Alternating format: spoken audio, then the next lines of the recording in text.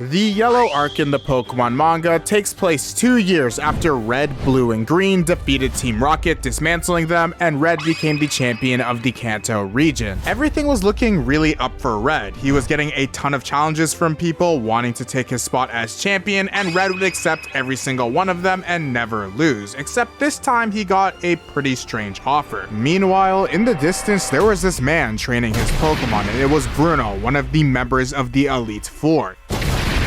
Bruno notices a girl is watching him in the distance, and it's Lorelei, another Elite Four member. And she tells Bruno that she sent Red a letter directing him to come to this location, and she warns Bruno that Red is the champion and he's extremely strong, so he'll have to defeat and test him. Bruno could honestly care less about defeating Red and contributing to whatever plan this girl has, but she informs Bruno that Lance was actually the one that gave the instruction. Lance is the strongest Elite Four member, master of the dragon types, and Bruno chooses to obey since he doesn't want to get in the way. Red decides to accept the invitation since he's the strongest trainer in the region, but little did he and everybody else know this was bound to be the biggest mistake he has ever made in his entire life.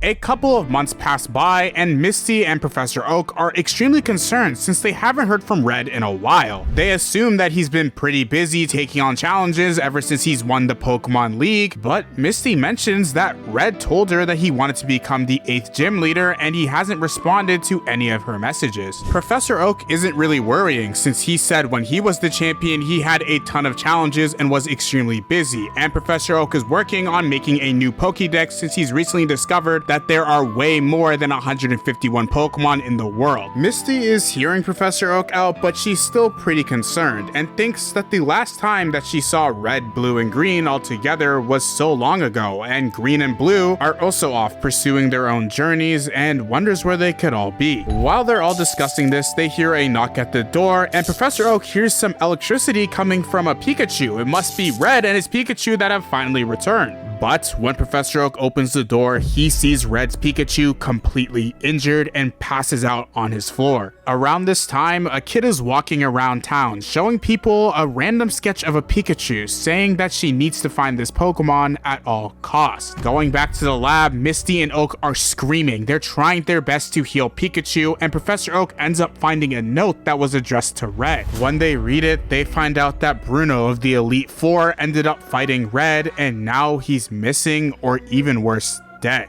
And it seems like Pikachu was the only Pokemon that was able to escape. Professor Oak starts panicking, saying he's going to contact everyone he knows to get to the bottom of this, and just then someone enters the room. It's a girl with yellow hair and a straw hat. She ends up greeting Professor Oak, but Professor Oak is completely confused and Loki wants this person to leave since they're in the middle of an emergency, but she does not care and barges in anyway. She ends up spotting the injured Pikachu rushing over to him, and she is so happy that this Pokemon is safe. The second this girl touched Pikachu though, he instantly got healed and lost all of his injuries. Professor Oak was completely shocked about this, processing what was even going on, since he's never seen powers like this before. The girl doesn't really respond and ends up heading out the door with Red's Pikachu. Professor Oak ends up chasing after them, saying where are they going since she's stealing Red's Pokemon, and Professor Oak brings up an even greater point, saying does she even know who Red is and does she know that Red is missing? But the girl responds saying that she does know all this information already, but she has no idea where Red is now. We end up learning that this girl's name is Yellow, and Professor Oak is still so confused on how Yellow knows all this information, but Yellow says that she can't tell Professor Oak. This gets Professor Oak really mad, saying who the hell is this person and why should he even trust Yellow? Red is the champion of the Kanto region, so he can't just let a random run away with his Pokemon. Yellow ends up stopping and tells Professor Oak that she is taking Pikachu with her no matter what, and that's the only reason why she came here. She believes that Red is being held captive somewhere and that she and Pikachu will be the ones to save him. Professor Oak ends up giving in a bit, looking at Yellow and seeing the determination in their eyes, and Professor Oak decides to test her. He sends out a Sparrow attacking Yellow, challenging her to a battle, saying that Red has been the champion for over 2 years and honored his title and never lost a battle. So if Yellow can't even defeat Professor Oak, she isn't worthy to go on this journey journey with Pikachu. Yellow takes the Fury attack head on, but understands what has to be done, and sends out her Doduo to use the move Whirlwind to deflect the attack. It seems like it's working for a bit, and Professor Oak is slightly impressed. But when Oak thinks harder about it, he realizes by now Red would have already won the battle and found a way to come out on top. To make things even worse, Professor Oak realizes that Yellow is only using defensive attacks, and not a single offensive attack has been thrown. Oak asks Yellow, does she understand what situation Red is in? You can't win Pokemon battles by being defensive.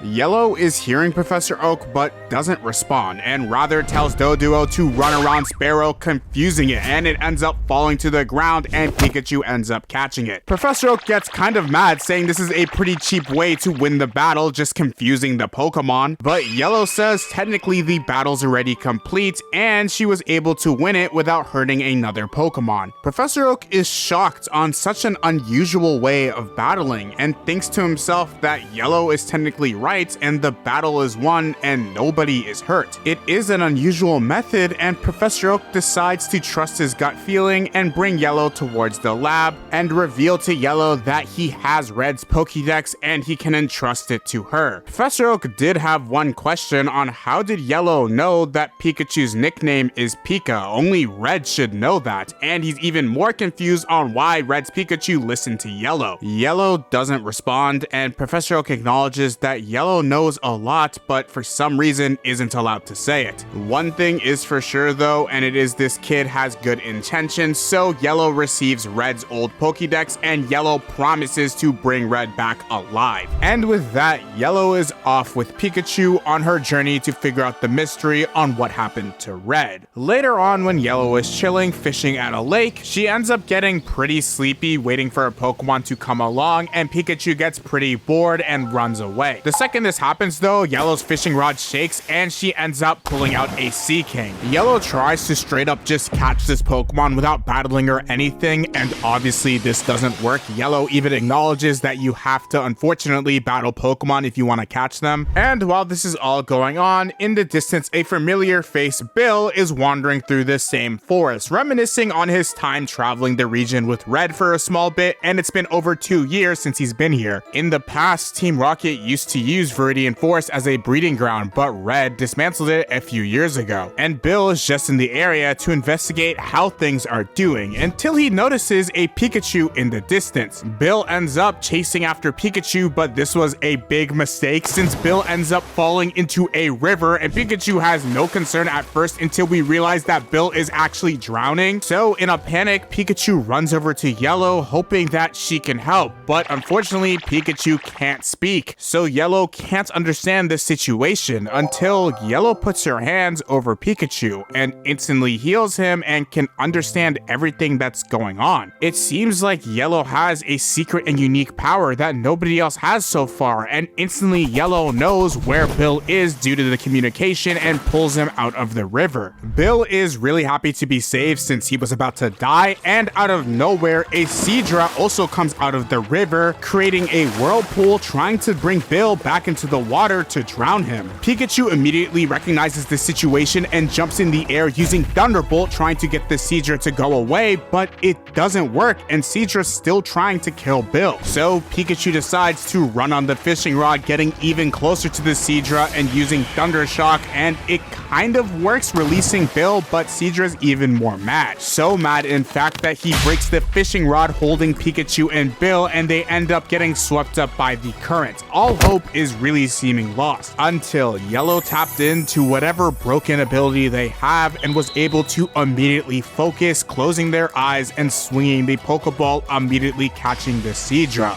Bill was really relieved and thanked Yellow for saving their lives, but Yellow is now extremely tired after using their strange ability and says if you're going to thank anyone, it should be Pika. When Bill hears this nickname, he's shocked since that's Red's Pikachu, and Bill is wondering why this kid has Red's Pokédex. Pokemon. Yellow lets Bill know that they'll catch them up to speed about what's going on, but first Yellow is going to heal the Seadra. Even though there is no Pokemon Center around, Yellow has the natural special ability to just heal Pokemon at will. This is literally the Anakin Skywalker of the Pokemon universe. It may seem like the gang caught a break, but in the distance, one of the Elite Four members, Lorelei, was watching over them and realized that Yellow is now in possession of the Pikachu. She has her eyes set on this target since this is the only one of Red's Pokemon to escape the Battle of Bruno, and she needs to dispose of this Pokemon immediately before the truth gets out. Meanwhile, back at Pallet Town, Misty is freaking out at Professor Oak on why he gave away Red's Pokédex and his Pikachu to a random kid. And now Misty is in the right here since this was completely illogical, but Professor Oak says what's done is done and that he trusts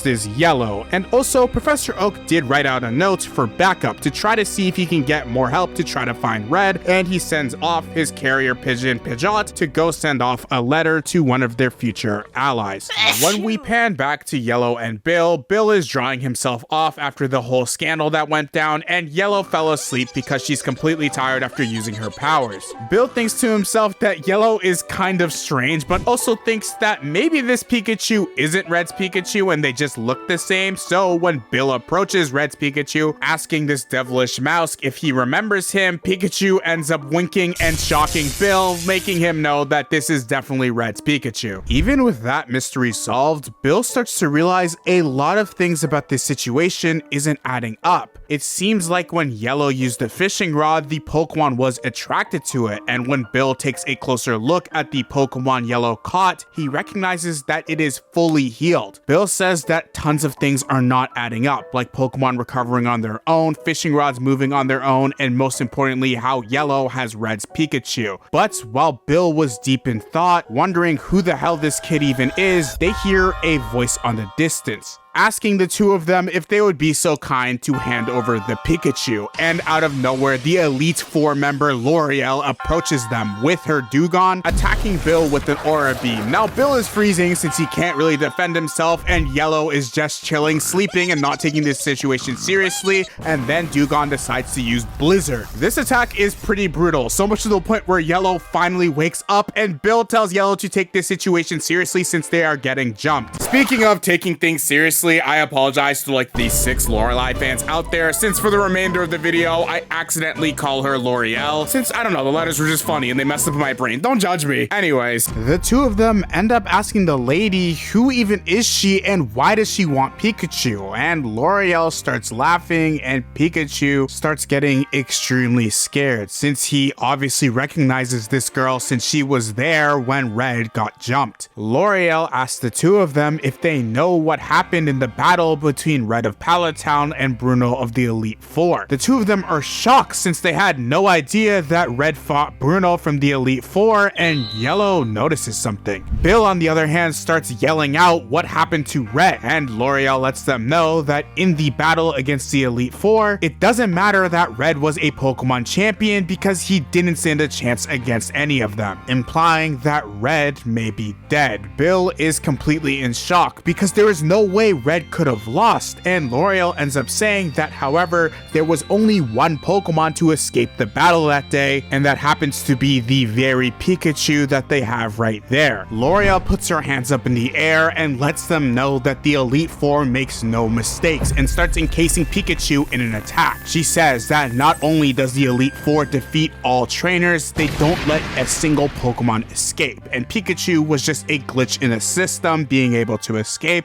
and it would be a disgrace to the Elite Four if she let this Pokemon live and carry on out in the wild. Bill is in disbelief that a member of the Elite Four is right in front of the both of them, hunting them down for Red's Pikachu. L'Oreal gets on her Dewgong, getting ready to attack, letting them know that her specialty is ice. Yellow and Bill are completely scared and start running away. Yellow even sends out his Doduo to run on the ice, and poor Bill is just running with his 2 feet. L'Oreal says she's going to cover the entire area with ice, and Yellow is scared, so his Doduo ends up drilling his beak into the ground and lifting up a piece of ice, chucking it at L'Oreal. She was actually caught off guard, and a bunch of the icicles started raining down on her, and by the time L'Oreal got her senses back and the arena cleared, Yellow and Bill were gone. The two of them managed to escape, hiding in the cave. Bill was completely confused and was wondering if what Lorelei was saying was a lie, but Yellow says that she was telling the truth. Red did get a challenge from the Elite Four and never came back, and the only Pokemon to return was his Pikachu.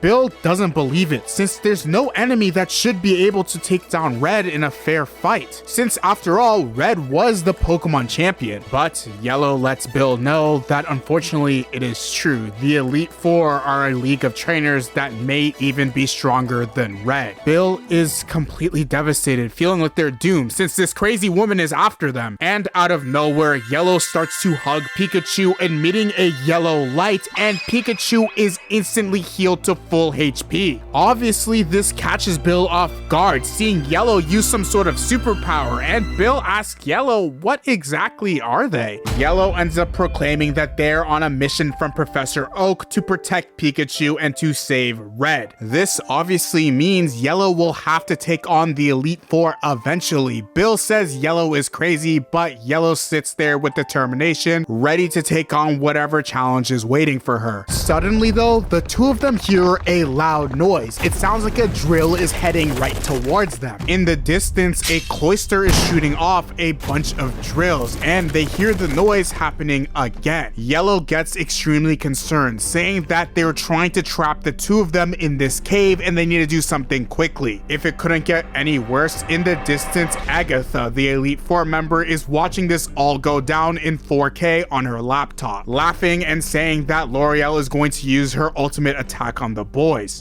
Just then, a giant drill crashes down on them from the ceiling. They try to make a run towards the exit, but they realize it's been blocked off by a bunch of ice. Lorelei is having a villainous monologue, saying that it doesn't matter where they hide anymore since she's fully restricted their movements and they won't be able to escape like they did last time. Her plan is to keep them trapped inside of the cave and freeze them to death with her ice powers. The cave immediately starts to freeze up and Bill is getting really cold. He suggests to Yellow to use Doduo to break the ice at the entrance, but Yellow knows this is what Lorelei would want them to do and believes that they'll be targeted immediately by a bunch of missiles the minute they open the cave. Yellow is thinking hard on how they can get out of this situation until she notices a crack in the ice that is conveniently small enough to fit the size of a Pokeball through. So Yellow puts Pikachu back inside of his Pokeball and attaches it to her fishing rod. Bill is really confused on what Yellow is trying to do, but then Yellow ends up throwing Pikachu outside where Pikachu can get direct vision on Lorelei, and Pikachu ends up seeing the most meta combination ever. A Cloyster and a Dewgong are working together to shoot missiles at Yellow and Bill, and this completely shocks Pikachu and Yellow. Lorelei ends up noticing a random Pokeball on the ground, and Yellow realizes they have to abort this mission and pulls back the Pokeball. Cloyster's drill almost destroys the Pokeball, but they manage to get away, and Lorelei gets pretty mad about this. When we pan back to the cave, Yellow is curled up dramatically. Bill thinks that Yellow is just scared, but we realize that Yellow is actually using her powers on Pikachu's Pokeball, being able to read all of his memories, and Yellow learns that there are two enemies waiting outside with ice missiles, which is a Cloyster and a Dewgong. Their attacks are really powerful, but it's only possible if the two of them work together, and if they can stop one of the Pokemon, they'll be able to stop both of them. Now, all this is cool and all, but Bill is still wondering how the hell is Yellow able to read Pikachu's memories? This has happened before, and Yellow has given Bill no explanation, and Yellow finally says that all she knows is that when she uses her power, she's able to read the recent thoughts of her Pokemon and figure out how they're feeling. Bill is shocked since he's never heard of anything like this, especially someone who can heal Pokemon, but the two of them have no time to chat because Lorelei is outside of the cave planning out her next attack. She knows they can't stay in the cave forever or they'll freeze to death, and she notices in the corner of her eye a random Pokeball is thrown out in the open. She tells her Pokemon to go over to destroy it since Lorelei L'Oreal won't fall for any more of Yellow's tricks, and when she smashes the Pokeball, she realizes it's a decoy, and Yellow and Bill bursted out of the cave with Doduo ready to attack, throwing Pikachu right at L'Oreal. She actually starts to panic since she wasn't expecting this and tells Cloyster to return, but it was too late since she was in range of Pikachu's Thunder Shock, blasting Cloyster and cracking the horn on his head, knocking down this Pokemon. Cloyster isn't knocked out though and goes back in its shell. Bill is really happy this attack hit and says that Cloyster can't attack for a while, meaning that Dewgong won't be able to attack as well. So this is the perfect opportunity for the two of them to escape. L'Oreal finds it rather suspicious that they knew exactly where to attack their Pokemon, and if they attack Cloyster, Dewgong would not be able to attack. It's almost as if Yellow was able to see from inside of the cave.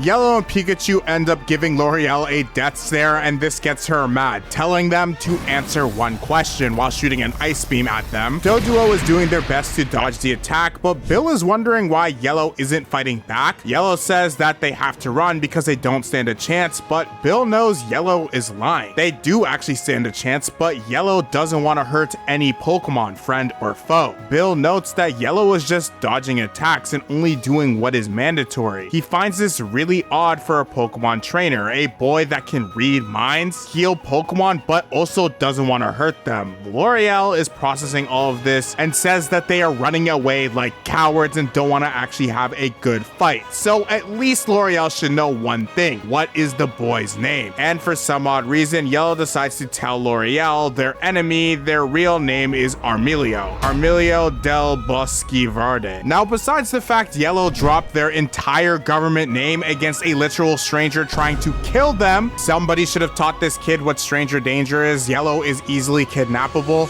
but regardless, it seems like they might be able to get away. In the distance, there's a Jigglypuff messing with an antenna trying to get good reception, and we see a familiar face talking into a mic. It tells Jigglypuff to keep the antenna pointed in a certain direction and calls in to Yellow on the phone. This girl is known as Green, one of Red's rivals and one of the most sly characters in the entire franchise. Green would scam literally anybody if it means she could make a few dollars, but Green is able to pinpoint Yellow's location and listen in on their conversation. She hears that L'Oreal is asking Yellow what is their name, and Yellow completely doxing themselves. Even Green face palms herself, thinking that Yellow should not be telling any of these people their real name, but there's nothing really that they can do anymore since Yellow has to make it out alive. Green thinks this entire situation is stupid and Yellow wasn't going to be able to keep their secret for long, that their name is Armilio and they're from Viridian Forest. Yellow and the gang are still being chased by L'Oreal, and Dewgong managed to make it onto land. When they think they have the advantage, Dewgong ends up freezing the ground and surfing on it so that he's able to close the distance. L'Oreal is laughing about this, knowing that Yellow's time is almost up since they're right behind them, and Dewgong ends up shooting an ice beam at Doduo. The gang ends up dodging the attack, but unfortunately the ice blocked their way. Yellow tries to make a run for it towards the river, but this is only better for L'Oreal since all of her Pokemon have an advantage in the water. And when Dewgong jumps in, Bill starts getting really anxious, telling Yellow that he knew this was a bad idea. Pikachu is knocked out and Doduo is stressing, and this Dewgong looks like he literally wants to murder them. This Pokemon ends up using Surf, knocking everybody out of the water, and Cloyster ends up charging right towards them. And then out of nowhere, L'Oreal's Pokemon decide to freeze the entire river, completely immobilizing Yellow and Bill since their feet were within the ice and they are now frozen and cannot move. L'Oreal starts laughing since her plan worked. The group is now captured and she ends up raising her hand for a public execution, telling her Cloyster to let off Supersonic. These sound waves from this attack were so bad, everybody's ears in the area were hurting. I swear they were probably bleeding. So L'Oreal used this as an opportunity to claim her victory. She was slowly walking up the ice, saying that they've caused her a lot of trouble. She starts laughing menacingly since the battle is clearly over, and Yellow knows this. As a last-ditch effort, Yellow slams one of her Pokeballs against the ice, but L'Oreal gets closer to her,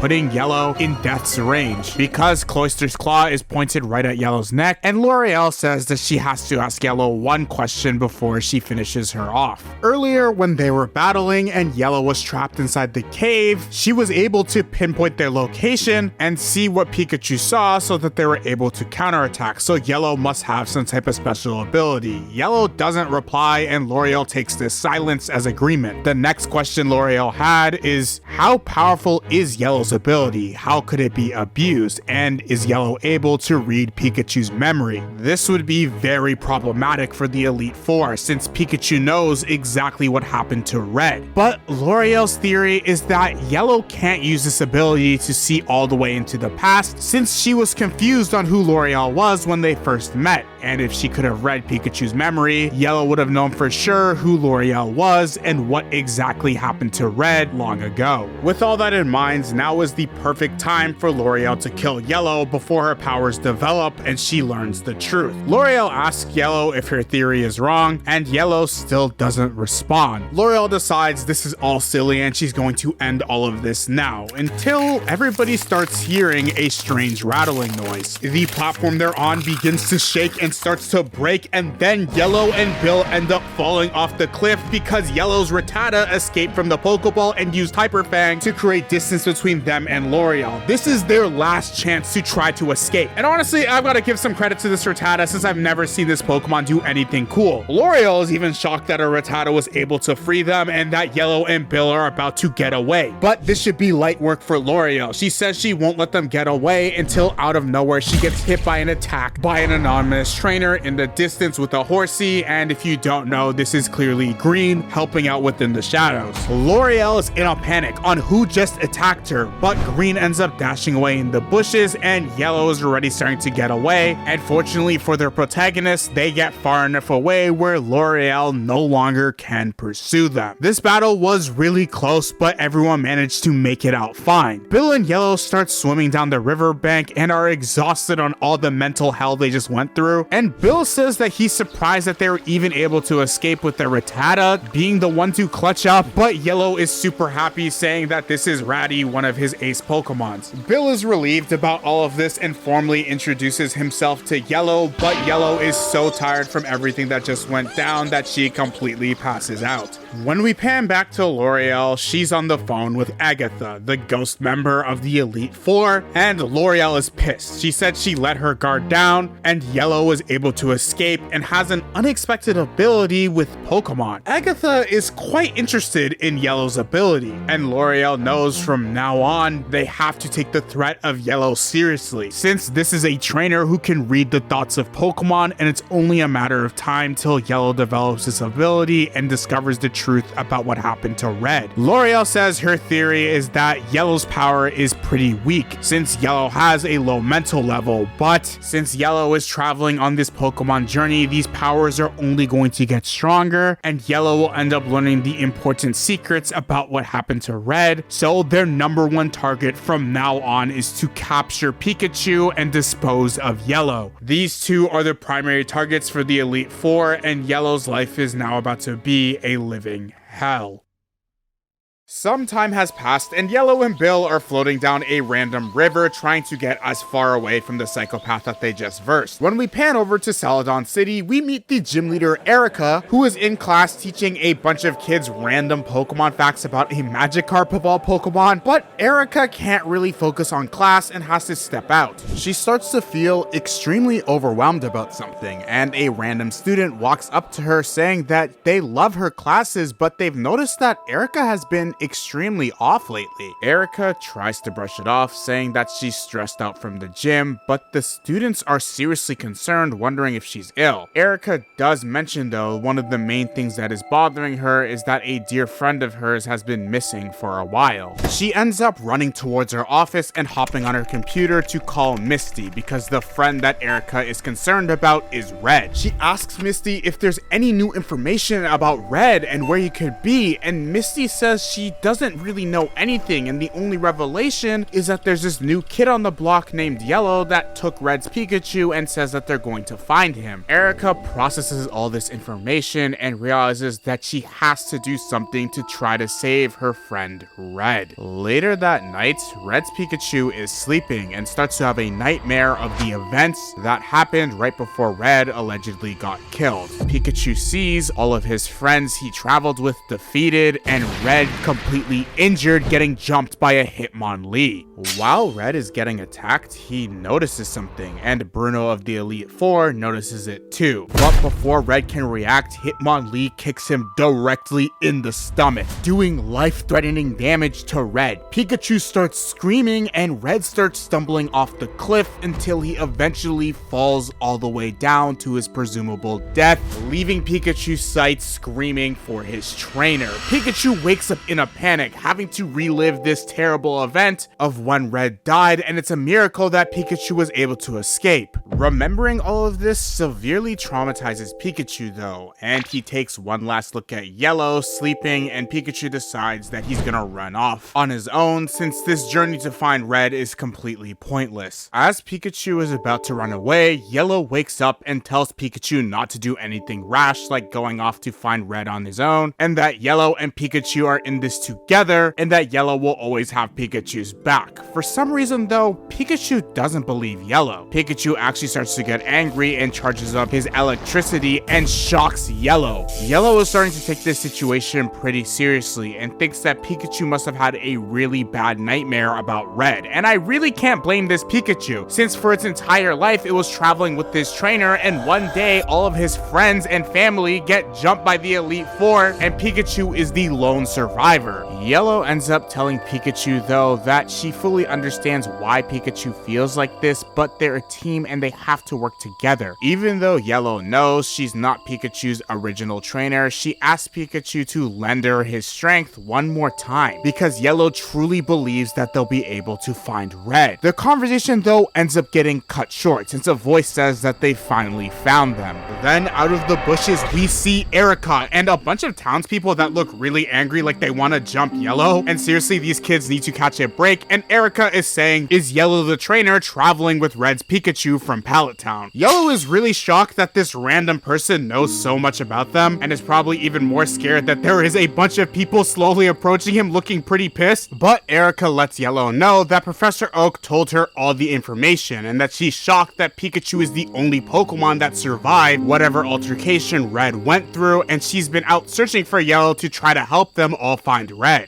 Erica says that Professor Oak only spoke highly of Yellow so that she trusts Yellow, and now Yellow is still analyzing the situation, and Erica ends up approaching Pikachu, patting it on the head, saying that Pikachu is their only clue to finding Red. And it's pretty good to see that Pikachu and Erica are now friends. Since the first time these two met, they were trying to kill each other. But anyways, Yellow is pretty surprised that they have a lot more allies than they originally thought. Erica also briefly mentions that she's the gym leader of Celadon City, and that she is one of Red's closest friends and that she would like to take possession of Pikachu. Erica also found out that Yellow is from Viridian Forest along with Pikachu, and this is a really unique place, since it seems like a lot of unique people come from Viridian Forest, and Erica truly wonders if the skills that they all have will be enough to go up against the Elite Four. Yellow honestly hasn't said much since she's processing all this information, but out of nowhere a random civilian starts screaming for Lady Erica. It's an emergency. Apparently they found Red's location and he's right here in the west part of the forest. Everybody is completely shocked and Yellow and Pikachu book it towards Red's location, ditching Erica. They're running frantically looking for their friend because Red may actually be alive. And Yellow and Pikachu are so glad that they may actually be able to see Red again and that their journey finally will end. They end up seeing a silhouette of Red, and when they meet up, Red and Pikachu finally reunite, and Red says that it's been such a long time since he's seen Pikachu. Everybody is so excited that Red is back, and Erica goes in to try to hug Red. She even starts crying since it's been 2 years since she's seen her friend and Red is safe. Everyone is finally happy and everything finally seems to be fine. Until Red makes an evil grin and punches Erica right in the stomach. Erica collapses to the ground and Yellow, Pikachu, and the rest of the town people are completely shocked that Red even did this. Red would never do something like this, and Red starts evilishly grinning while holding Pikachu, and Yellow realizes that this can't be Red. Pikachu starts getting really scared since it looks like Red and starts to try to shock this person, but Red says that this won't work since he's already taken measures against Pikachu shocking him. Pikachu ends up doing a massive shock to get free of Red's grip, but when the smoke clears, Red is standing there menacingly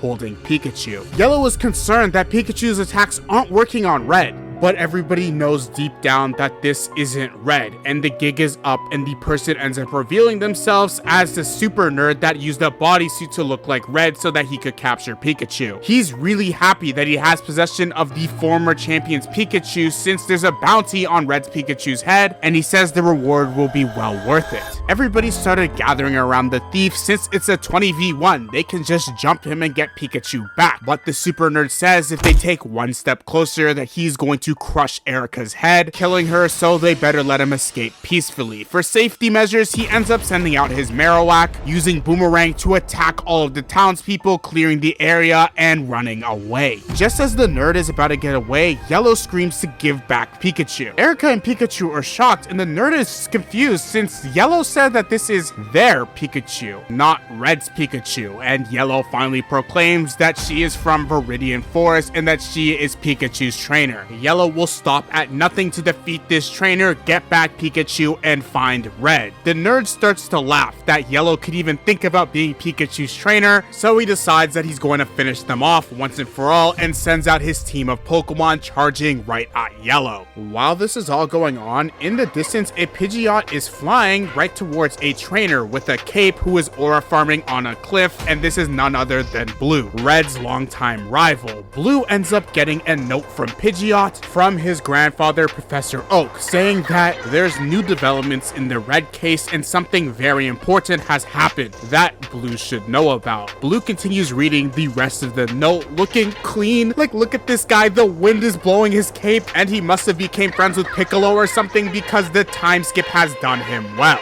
Panning back to Yellow and the rest of the group, they are getting jumped by the super nerd. They barely have any Pokemon to defend themselves, and at the end of the day, Yellow does not like Pokemon battles. He doesn't like seeing any Pokemon get hurt. The nerd is really disappointed, saying that they were no match, and ends up running away on their Persian, and Yellow realizes that they have to go all out if they want to save Pikachu, and Yellow sends out Doduo and Rattata. Now Erica thinks Yellow is playing some type of joke, that his version of going all out is sending out Doduo and Rattata, saying that Yellow surely has more powerful Pokemon, but Yellow says that they did have more powerful Pokemon in the past, but she ended up releasing all of them since she doesn't like battling with Pokemon, and right now these are the only two Pokemon that she has besides from Pikachu. Erica is shocked on why you would release the Pokemon at all in the first place, but Yellow says once and for all that their goal is not to complete the Pokédex. All Yellow wants is a few good friends by their side and heads right off chasing after the nerd. Erica is really confused by this person and would have loved to go after the nerd since she realizes that she's probably all the manpower that they'll need, but she lost too much energy after getting punched in the stomach. She realizes that Yellow left behind her book, and when Erica goes to open it, she realizes that there's a bunch of sketches of all the Pokemon that Yellow truly loves and considers their friend. And when she flips the page, she also sees a sketch of Pikachu, saying that this is Yellow's third friend and that Yellow really hopes that her and Pikachu can become best friends one day. Erica realizes that Yellow's bond with Pikachu is authentic and wishes them the best while they hunt down the thief.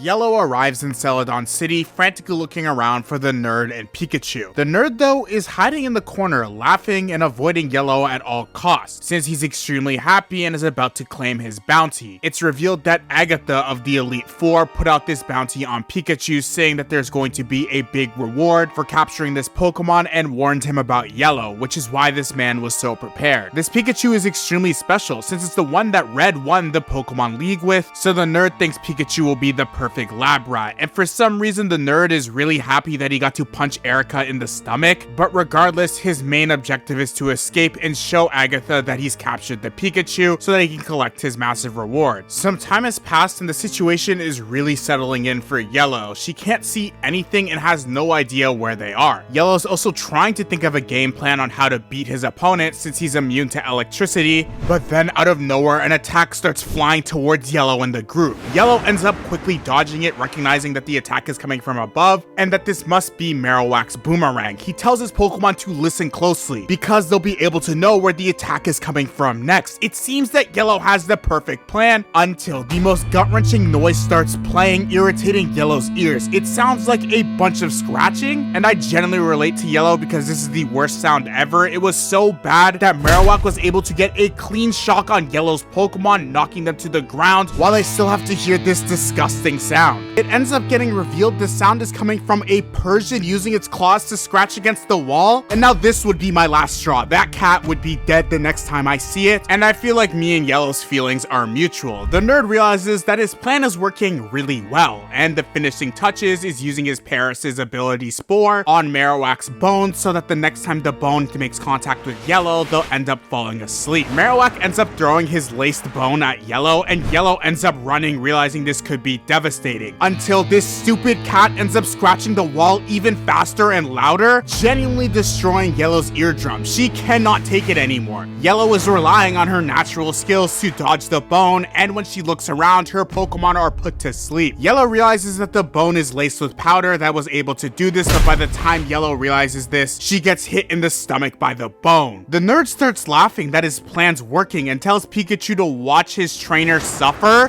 And now this has to be the second worst day in Pikachu's life because he's literally forced to watch his trainer get finished off not once but twice in his entire lifetime. The situation though is genuinely looking dire for Yellow. The attacks are continuously attacking everyone and it's looking genuinely hopeless. Yellow, with some of her last strength, is saying that she's going to use her last powers to save Pikachu no matter what. Pikachu looks very sad and stressed out since Yellow is doing all of this to save him. As the night goes on, Marowak, Paris, and Persian are all ruthlessly charging their attacks to attack Yellow. Pikachu can't take this anymore and is trying to charge up his electricity to help out his trainer, but nothing is working, and the super nerd is just sitting there laughing, seeing Yellow's demise. Pikachu is seriously trying his absolute hardest to free himself from this grip, but the nerd starts to ask Pikachu, why are you even trying to save Yellow? Yellow is not your trainer, it's Red. And it's completely futile since the nerd wrapped himself with insulin so he wouldn't be harmed by any electric power. The nerd lets Pikachu know that he's prepared for all scenarios. All of his Pokemon are wrapped with this insulin so the Pikachu's electricity won't harm them. Yellow's fate is completely sealed, getting attacked over and over again in front of Pikachu's eyes, and there's nothing any of them can do. The super nerd tells his Pokemon to finish off Yellow by blasting a major attack at Yellow, Rattata, and Doduo. Both of Yellow's Pokemon fall to the ground, and then Yellow can't take it any longer and falls on her knees. The nerd starts to laugh since his plan to defeat Yellow seems to be working flawlessly. Yellow's plan to rescue Pikachu has utterly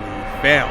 In the distance, Erica is talking to a bunch of people, and they're trying to solve the mystery on how the super nerd took on Red's appearance. The nerd even had the scent of Red, and they come to the conclusion that there was no way he could have done this without going to where Red's location is. The nerd probably used a piece of Yellow's clothing to create this disguise. The townspeople realize it is super important to capture this nerd and question him because he might be the one key to figure out where Red is and what exactly happened to him. Everybody's about to march over and confront the nerd, but Erica tells him to stop because there's a better person for this job. It's someone that used to be evil, but when they met Red a while ago, they ended up turning to the side of good. This person is the top scientist in the region and is one of the last good gym leaders left. Erica says he has to get on the phone with this gym leader immediately. When we go over to Cinnabar Island, we see a mysterious man with a Rapidash rummaging through his computer looking at a photo of Pikachu. The man also has a Mewtwo in his incubation tank, the very Mewtwo that Red defeated a while ago and gifted to him. This person is none other than Blaine, and he ends up getting a phone call about how he's needed and how urgent the situation is regarding Red. When we pan back to Celadon City, the nerd is just laughing, saying that he could have finished Yellow off a long time ago, but he wants to see Yellow suffer. The nerd wants Yellow to take the most amount of damage possible, and then Paris will put it to sleep, and then they'll dispose of Yellow. Yellow is enduring all of these attacks and covering her ears so she can avoid the loud sound and is trying not to get put to sleep. She thinks to herself that she has to do something now or it's all over, but she genuinely has no clue on how she'll be able to defend herself without her Pokemon. Yellow realizes that if she's going down, there's no way her Pokemon can suffer, so she puts them back into her Pokeball and thanks her Pokemon for taking care of her for all this time, but they need to be safe and live on without her. Doduo and Rattata look really concerned in their Pokeball, but Yellow realizes that she has to sacrifice herself since her top priority is keeping her Pokemon safe, and she screams out loud that Marowak's bone can come at her because she'll take all the damage. Pikachu starts screaming for Yellow, but it's too late because the bone makes direct contact, hitting Yellow straight into the chest, doing major damage, being the finishing blow. This attack was way too much for Yellow, and she was ultimately defeated. The nerd starts to celebrate. He's really happy his plan worked flawlessly, and it sounded like Marowak's attacks broke Yellow's ribcage. The nerd starts petting his Pokemon on their head since they did a good job jumping a 10-year-old, and the Marowak is just waiting for her bone to return. It's flying down the corner of the alley, and everything seems fine until the nerd takes a closer look at the bone and realizes that both of Yellow's Pokemon are attached to this bone. It ends up flying in at incredible speeds, and Doduo and Rattata come out of their Pokeballs going rogue, trying to get revenge for their trainer. They did enough damage to the nerd to end up freeing Pikachu. The nerd gets pretty frustrated, but then realizes he can easily clean up these Pokemon since they have no trainers, until an Onix and a Sturmy come out of nowhere, cornering the nerd ready to attack. He's really confused about what's going on, and then Erica pulls up from behind, letting this man know that he is done for because he is getting jumped by all three of the good gym leaders, Brock, Erica, and Misty. The super nerd gets pretty pissed off about this, and then he notices a glowing light coming from the corner, revealing a fourth person, Blaine, the fire-type gym leader, holding Yellow's unconscious body. Now the nerd really starts to panic since it's a 4v1, and recognizes that these are all the people that helped Red defeat Team Rocket many years ago. He thinks their attempt to save Yellow is pathetic, and Misty chimes in, calling the nerd pathetic since he's ambushing a little kid through the shadows. Now this one comment from Misty got the nerd so mad he decides to go nuclear, saying that it's come to this, and pulls out his bone and starts attaching poison with it so that he can cover it with poison and kill everyone around him. Blaine starts to freak out, and the rest of the gym leaders start to freak out because they are about to die to this deadly poison until out of nowhere the nerd gets hit by a random attack. This attack wasn't from any of the gym leaders, and the nerd is really confused, and Blaine tells everyone to stay back since they have no idea what's going on. The gym leaders start to notice that there's a bunch of electricity around everywhere, and then it's revealed that Pikachu is supercharging some electricity, sending it flying straight at the nerd. Rattata is the one chewing the rocks, and Doduo is the one tossing them to Pikachu, and Pikachu is supercharging them. All of Yellow's Pokemon are working together to defeat this nerd, and they manage to capture him, with the rocks finally defeating this nerd once and for all. All of the gym leaders were really impressed that Yellow's Pokemon were able to act on their own to save their trainer. They say this child is truly something special, and that this plan would have never worked if they all didn't trust each other. All the gym leaders though are happy that Pikachu is safe, and tells Pikachu he's free to do whatever he wants since he technically has no trainer right now. Pikachu starts thinking but makes a decision to stand by Yellow's side, making sure his current trainer is alright. All of the gym leaders are really happy with Pikachu's decision, and they all realize they have the common goal of finding Red, and now that they have the scientist, they'll be able to interrogate him and get one step closer to figuring out what happened to their friend. The gym leaders all agree though that their main goal is to protect Yellow from the Elite Four from now on. Blaine decides to send out his Growlithe, and Growlithe starts sniffing around to see if he can get any clues about what happened to Yellow. Growlithe gets to work, and he actually manages to get a clue. Blaine says that Red's scent is north of Celadon City, and it shows major signs that the super nerd got Red's DNA from Mount Moon. This is most likely the location where Red last was before he went missing. When it seems like the gang finally put all the pieces together, the nerd's body starts to float by some ominous force, and nobody knows what's going on. The gym leaders are really scared since it looks like the fog wrapping around the nerd is trying to kill him, disposing of the nerd so he can't give up any information. All the gym leaders realize they have to save the nerd because he's being assassinated so he won't leak any of the information about Red. Meanwhile, in a building a couple blocks away, there's an old woman sitting there laughing at the entire scenario, smoke going on. All of the gym leaders send out their Pokemon to try to help the nerd, and Yellow is slowly waking up and regaining consciousness. Misty runs over to Yellow and introduces herself, but Yellow is completely confused because she's never met any of the gym leaders and has no idea what's going on. Misty says there's no time to explain everything that's gone down, but they now have to use their powers to protect the nerd. Yellow wants to help out, but Misty says the gym leaders got this, and simultaneously all of their Pokemon are attacking the nerd, and they realize that there's actually a Ghastly that was the fog and trying to take possession of the nerd, killing him. Blaine's Growlithe ends up using Fire Blast to try to dispose of the Ghastly, and just when this attack is about to hit, the gym leaders notice there's a wild Pokemon that is going to take the damage too. Everybody starts to panic, but Yellow ends up getting her fishing rod and throwing Pikachu right at the scene to end up saving a wild Caterpie before it gets burnt to a crisp by Blaine's Growlithe. The Ghastly ends up escaping, but the nerd is free from their grasp, and Yellow is really happy that they saved their wild Caterpie. Everybody's really impressed that Yellow's top priority was to save a wild Pokemon, and all the gym leaders acknowledge that Yellow is truly something special. But there's still one main question on all the gym leaders' minds. Why did a wild Ghastly go rogue, trying to kidnap and dispose of the nerd, and who exactly sent this Ghastly after them? As everyone is discussing their plan and celebrating their victory, the nerd sits up, but he is still possessed by the Ghastly's fog, and it is blasting directly at everyone, poisoning them. Everyone is fully cooked, since the poison is spreading too fast. But then out of nowhere, a beam hits Ghastly straight in the head, eliminating the Pokemon. Brock is really confused on who just saved them, and then it's revealed the Aura Man himself, standing on top of the building. Blue was the one that swooped in and did the finishing blow on the Ghastly. He tells them that you need to attack Ghastlys in the head or they won't be disposed of. Everybody is really grateful on why Blue saved them, but they're wondering, why is Blue even here? Blue lets everyone know that he got a letter from Professor Oak telling him about the entire situation, and he knows exactly who's been attacking and targeting them. He believes the attack from the Ghastly was from Agatha of the Elite Four, the ghost-type trainer. Blue mentions that a few years ago he ended up fighting her, but the battle didn't end that well, and that Agatha has a vendetta against Blue and Professor Oak for some reason. Everybody is shocked that the Elite Four is after them, and Blue lets them know it's extremely dangerous since these are some of the most powerful trainers in the entire region, and the Elite Four shows no mercy on anyone. All the gym leaders realize the truth starts settling in that it is the Elite Four that ended up disposing of Red, and they're trying to eliminate any links to Red, and the last link being Pikachu since he escaped. Blue also mentions that he's heard a lot about Yellow and he's disappointed in what he saw. He believes Yellow made a major mistake by saving the Caterpie the way he did, and Yellow needs to learn the difference between kindness and weakness. Misty starts to call Blue out, saying that he's wrong and Yellow did the right thing, but Yellow and Blue just stare at each other since they have completely different ideals. Blue says that he's not actually judging anyone, but if it was Red, Red would have found a way to protect the Caterpie and defeat the Ghastly. Yellow was only capable of protecting the Caterpie, and you'll need to be at a higher skill level if Yellow actually believes that she'll defeat the Elite Four. Blue ends up getting tired of all this chit chat and hops on his Charizard ready to dip. As he's about to fly away, someone screams out, "Wait, it's Yellow," and Yellow's demanding for Blue to take her with him. Yellow wants Blue to become her master and teach her everything so that she can have what it takes to save Red and defeat the Elite Four. Blue ends up accepting Yellow's offer to train her, and Yellow is really happy, and the rest of the gym leaders are happy too that Yellow is about to go through a training arc. Misty and Brock end up gifting Yellow 2 Pokemon, saying that it'll keep her safe since she'll need stronger Pokemon by her side, and just then Yellow hops on Blue's Charizard and they end up flying off into the sunset so Yellow can actually become a strong trainer and potentially save Red.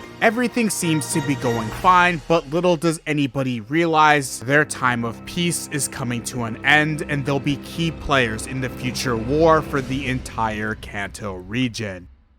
The first day of Yellow's new life training under Blue begins, and she wakes up alongside Pikachu, already rethinking her entire crazy plan to make Blue her master. But Yellow notices that Blue is nowhere around, and she ends up looking for him. Then when Yellow looks over a cliff, she sees Blue in the distance, standing there, doing absolutely nothing. Yellow wonders what is Blue up to until you see a random boulder falling from the sky heading right towards Blue. This rock is literally on fire, and Yellow starts to to panic, worrying for Blue's life, but Blue doesn't care because he's nonchalant, and in an instant he whips out his Pokeball and slices the rock into a bunch of pieces with his Scyther. Yellow is in awe at Blue's survival skills since he doesn't seem to worry at all. Blue came out of this completely unscathed, and then Yellow realizes that Blue actually made his Charizard throw rocks at him as his training. Yellow cannot believe this is the type of training Blue does and is already regretting her decision to train under him since it's going to be a living hell. So for now, she decides to watch Blue train from the distance, but then suddenly Yellow hears some rattling in a nearby bush, and it's the Caterpie all the way back from Celadon City. This Pokemon followed them all the way out here and wanted to reunite with Yellow, so Blue suggests that Yellow should add this Pokemon onto her team. This ended up being the first of the many vigorous tasks Yellow had to endure under Blue's training, so like any good training arc, cue the montage.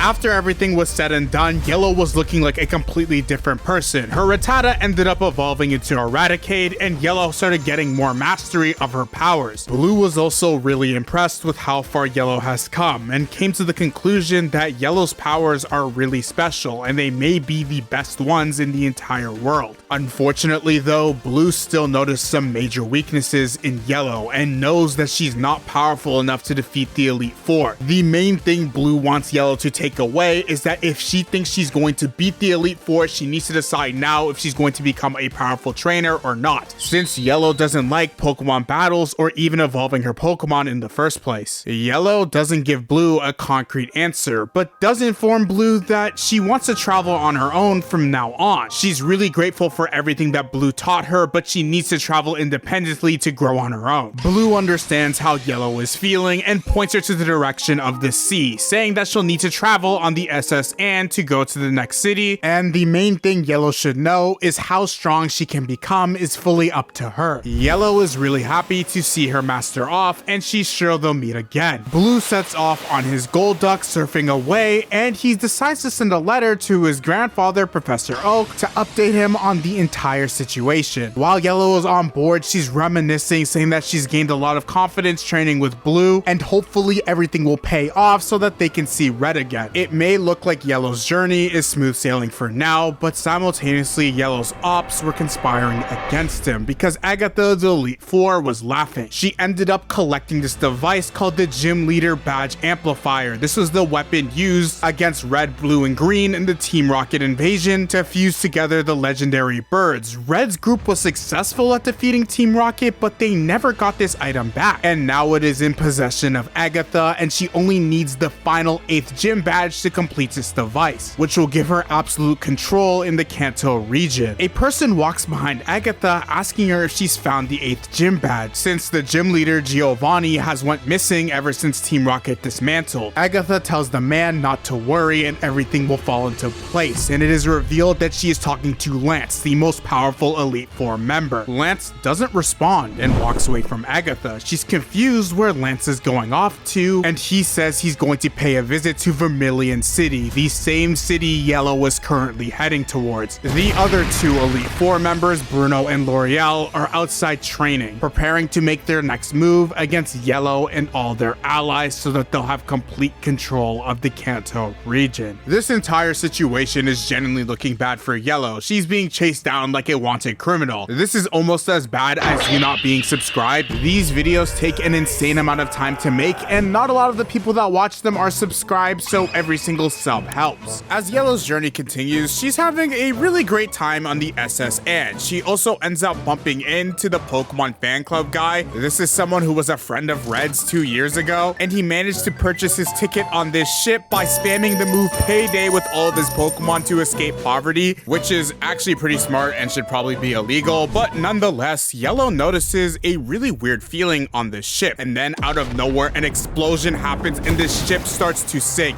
Everyone on board starts to panic, but Yellow stays calm and realizes that this can't be an accident and somebody has to be behind it. Yellow decides to rush over to the deck of the ship where she finds ex-Team Rocket grunts who are behind all of this. Everyone's confused since Team Rocket disbanded 2 years ago since they were defeated by Red and his friends, and these grunts acknowledge this and say that they're the remaining members and they call themselves Team Rocket's elite squad. People on the ship really start to worry and decide to give in to Team Rocket's demands until Yellow steps out into the crowd, aura farming for her first time ever, saying absolutely nothing, staring the Team Rocket grunts in the face and whipping out all of her Pokemon. Yellow wants to see if her training with Blue pays off, so she sends everyone to attack Team Rocket. They end up having an all-out brawl, and even though the battle was harsh, Yellow showed how far she's came as a trainer, completely defeating Team Rocket, saving all the passengers on the ship, and in the process of all of this, Yellow's Raticate managed to split the entire ship in half with its bare fangs. Yellow ended up finding this whole situation amusing and starts laughing, but there is no way for her to travel through Vermilion City since the ship is destroyed, so she'll have to cross the sea another day. While Yellow is chilling, the Pokemon fan club guy approaches her and lets her know about a rumor of a bunch of evolutionary stones at the bottom of the sea that are super special because when they're used, they don't disappear. It's also theorized that Red used one of these stones a couple of years ago when he got thrown off the SS Anne and his Poliwhirl evolved into a Poliwrath. Yellow is pretty interested by this rumor, so she decides to head to the sea to see if she can find the stones. Unfortunately for Yellow though, the second she starts fishing looking for these stones, a Tentacool ends up pulling her to the bottom of the ocean. This situation became deadly because Yellow was starting to drown. She realized that the pain is way too much for her, and before she knew it, she fell to the bottom of the ocean, completely passing out.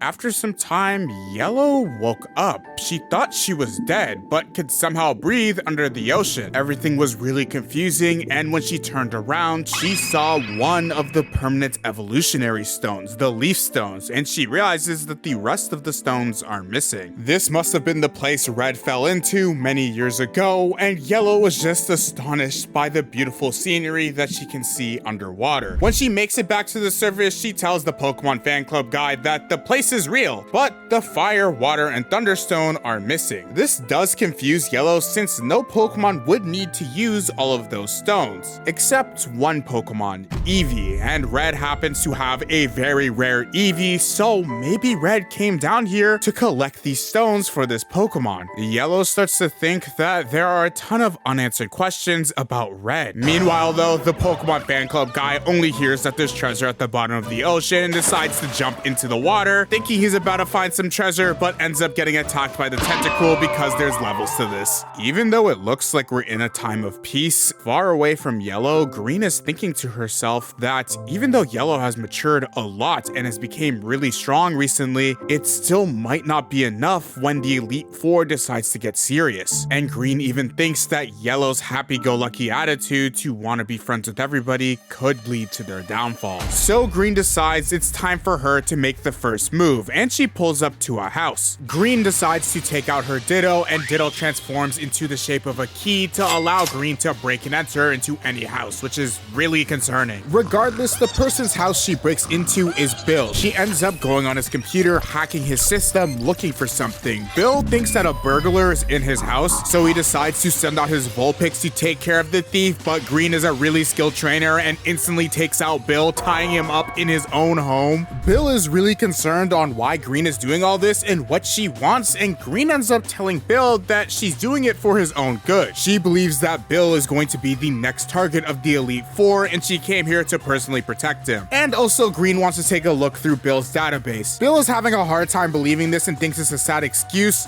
but Green is serious. She knows about Yellow and Bill's battle against L'Oreal, and she says the Elite Four does not leave loose ends. Green also ends up revealing that she was the one to originally send Yellow off on this quest, and she was the one that saved Yellow and Bill against Lorelei, because the Elite Four are also Green's enemies too. This is because 2 years after the Pokemon League ended, Red, Green, and Blue all went off on their separate journeys. Red's goal was to increase his Pokemon's power and continue being the strongest trainer ever, while Blue went off to get stronger himself so maybe he could challenge Red one day, while Green's goal was a little different. When she was a kid, a legendary bird ended up stealing her away from her family when she was young, and she wants to find out who did this. She doesn't have enough info yet, but she thinks the Elite Four is heavily responsible for this. Nonetheless though, Green needs Bill's help to hack into the system and look through Red's database, because maybe it'll give them a clue on what happened to Red. Bill thinks Green is a little crazy, but he ends up agreeing to her plan. When he gets to work and starts hacking the system, they do end up finding a clue.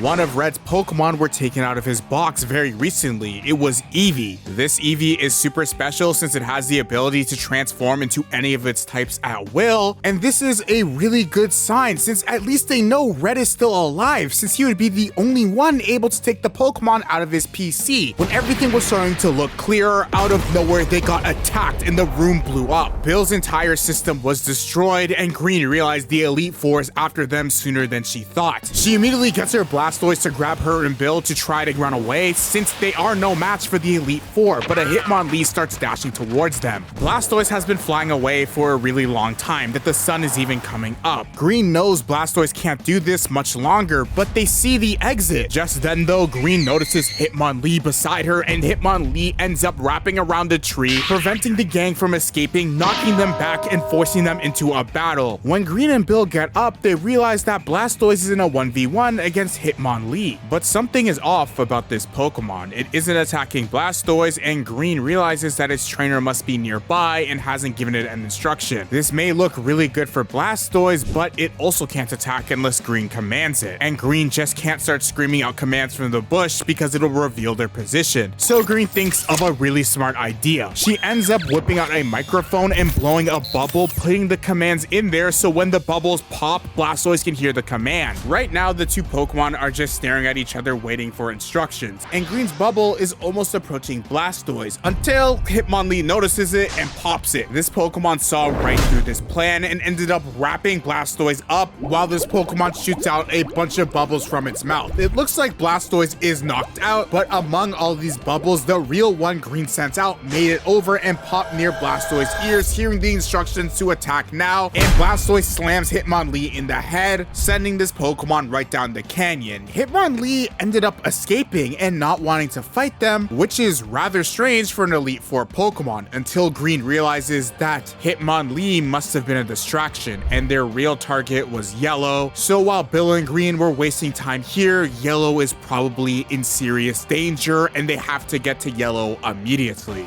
In Vermilion City, Yellow is thinking with her entire team about their journey so far and how it's only going to get tougher. They still have no way to cross the sea since the SSN is destroyed, and her only other Pokemon that can swim isn't good at going long distance. So the only solution is that Yellow gets a brand new water type. In the meantime, Yellow starts training her entire team, and Pikachu's going crazy and everyone just wants to get stronger since they know the threats from here are only going to be more deadly. In the process of this training, they end up saving a random dude that was drowning in the sea. He ended up having a broken leg, so Yellow's Caterpie made a cast for him, and as a reward, the dude lets Yellow know that tomorrow there's going to be a surfing competition and the winner gets a Dragonair. Yellow thinks this Pokemon would be perfect to join her team and they'll be able to sail across the sea, so they're definitely going to enter. When the day of the competition arrives, everyone's having a great time. It's a fun festival at Vermilion City, and even Dragonair is really hyped to see who her new trainer will be. Yellow is confident that she will win this competition, and Dragonair decides to put on a show for everyone, showing off her swimming abilities. Everything seems perfectly fine until Yellow notices something. Dragonair is in a cold shock and starts to panic. The people in the crowd are wondering what is wrong, and then Dragonair instantly turns on everyone in a rage, attacking them. Yellow gets caught up in the crossfire, wondering what is going on. Dragonair looks evil. A storm starts to brew, and you see a shadowy figure standing on top of this Pokemon. Dragonair looks enraged and blasts an even bigger attack at everyone. People are starting to panic since they're in this typhoon, and nobody knows what is happening. Dragonair is putting everyone in a whirlpool. pool. People are wondering who is on top of Dragonair's head, and then it's revealed it is Lance, the leader of the Elite Four, master of the dragons, who has come here with one objective. But first, Lance gave Dragonair one simple command: to use the move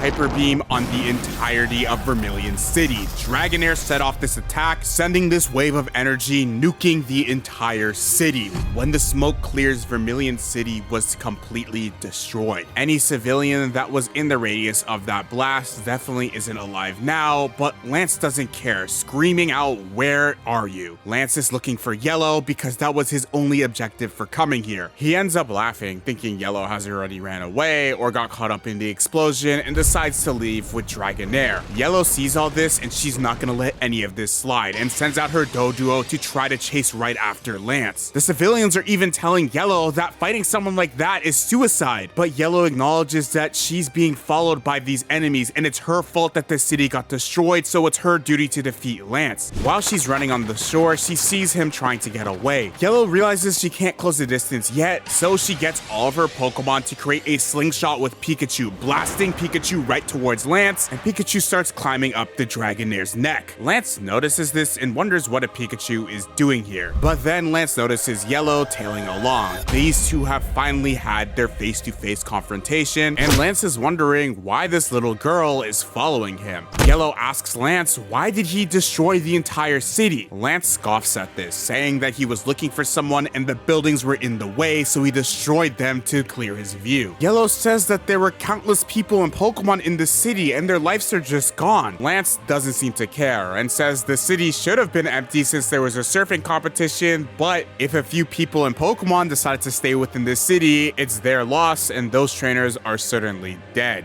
Lance is starting to get annoyed at this confrontation and lunges in to attack Yellow. She ends up getting wrapped by Dragonair, and Yellow says how can a trainer be so evil? This is even worse than Team Rocket. Lance opposes this ideology, saying that he's not evil at all. Lance is actually the good guy and Pokemon trainers are evil, since trainers like Yellow want to keep Pokemon as their pets, suffocating them within the city, and most humans are only negatively impacting Pokemon's lives. So Lance wants all humans to die on Earth except for the elite trainers. That is the mission of the Elite Four, to purge the human population and only leave a few worthy trainers left. Dragonair starts to squeeze Yellow, breaking her ribcage, and Pikachu's trying to free her trainer, but nothing really seems to work. Yellow is in unbearable pain, and Dragonair starts to fly up in the air, still crushing Yellow. Lance does reveal to Yellow that the reason why Dragonair is going crazy is because his gift is to control the power of all Dragon-type Pokemon. Thunder and lightning start to spawn, and the waves start getting really harsh while Dragonair floats in the air, and Lance reinforces that the Elite Four and only a few worthy trainers are the only ones that should be allowed to live. Pikachu has had enough at this and jumps right towards Lance, but Dragonair sends an attack flying at Pikachu. Pikachu ends up dodging a bit of the Hyper Beam, but in the end, Dragonair locks in, making direct contact with Pikachu, knocking it out in the ocean. While Pikachu is passed out, Lance notices that this Pikachu has a scar on its ear, the same one that Red's Pikachu had. This whole time, Lance has been looking for this Pikachu and Yellow, and he realizes that these are the trainers and Pokemon right in front of him. Lance is very happy at this, and his objective immediately changes, capturing Pikachu, saying the Elite Four will be really happy to have this Pokemon. Yellow is left out to drown in the ocean, screaming for Pikachu, saying that she has to save her Pokemon. Yellow commands Pikachu to use Substitute to get out of Dragonair's grip, but Lance gets angry at this and sends an even bigger attack at Yellow and Pikachu. Lance calls them fools and is quite unimpressed by Yellow's power. Yellow knows that she can't lose now because if she does, other cities will be destroyed and so many people will die. Her strength is fading, but she knows she has to help Pikachu. All hope seems lost, and Lance on the surface is getting away. He senses a presence deep within the sea, but he knows no one is strong enough to challenge him. Until little splashes start emerging from the water, and Yellow's straw hat gets revealed, and it looks like Yellow is walking on water. surfing across the sea, and Lance says this is impossible. Yellow jumps up with a surfboard, saying that Pikachu used its projected power to create a water-repelling surfboard, and they are jumping right towards Lance to do the greatest Thunderbolt they have ever done in their entire career. This attack is so potent it ends up blinding Lance, creating a big explosion, and Yellow and Pikachu blitz right through Lance with their newfound power. Yellow is exhausted but proud of what they just did.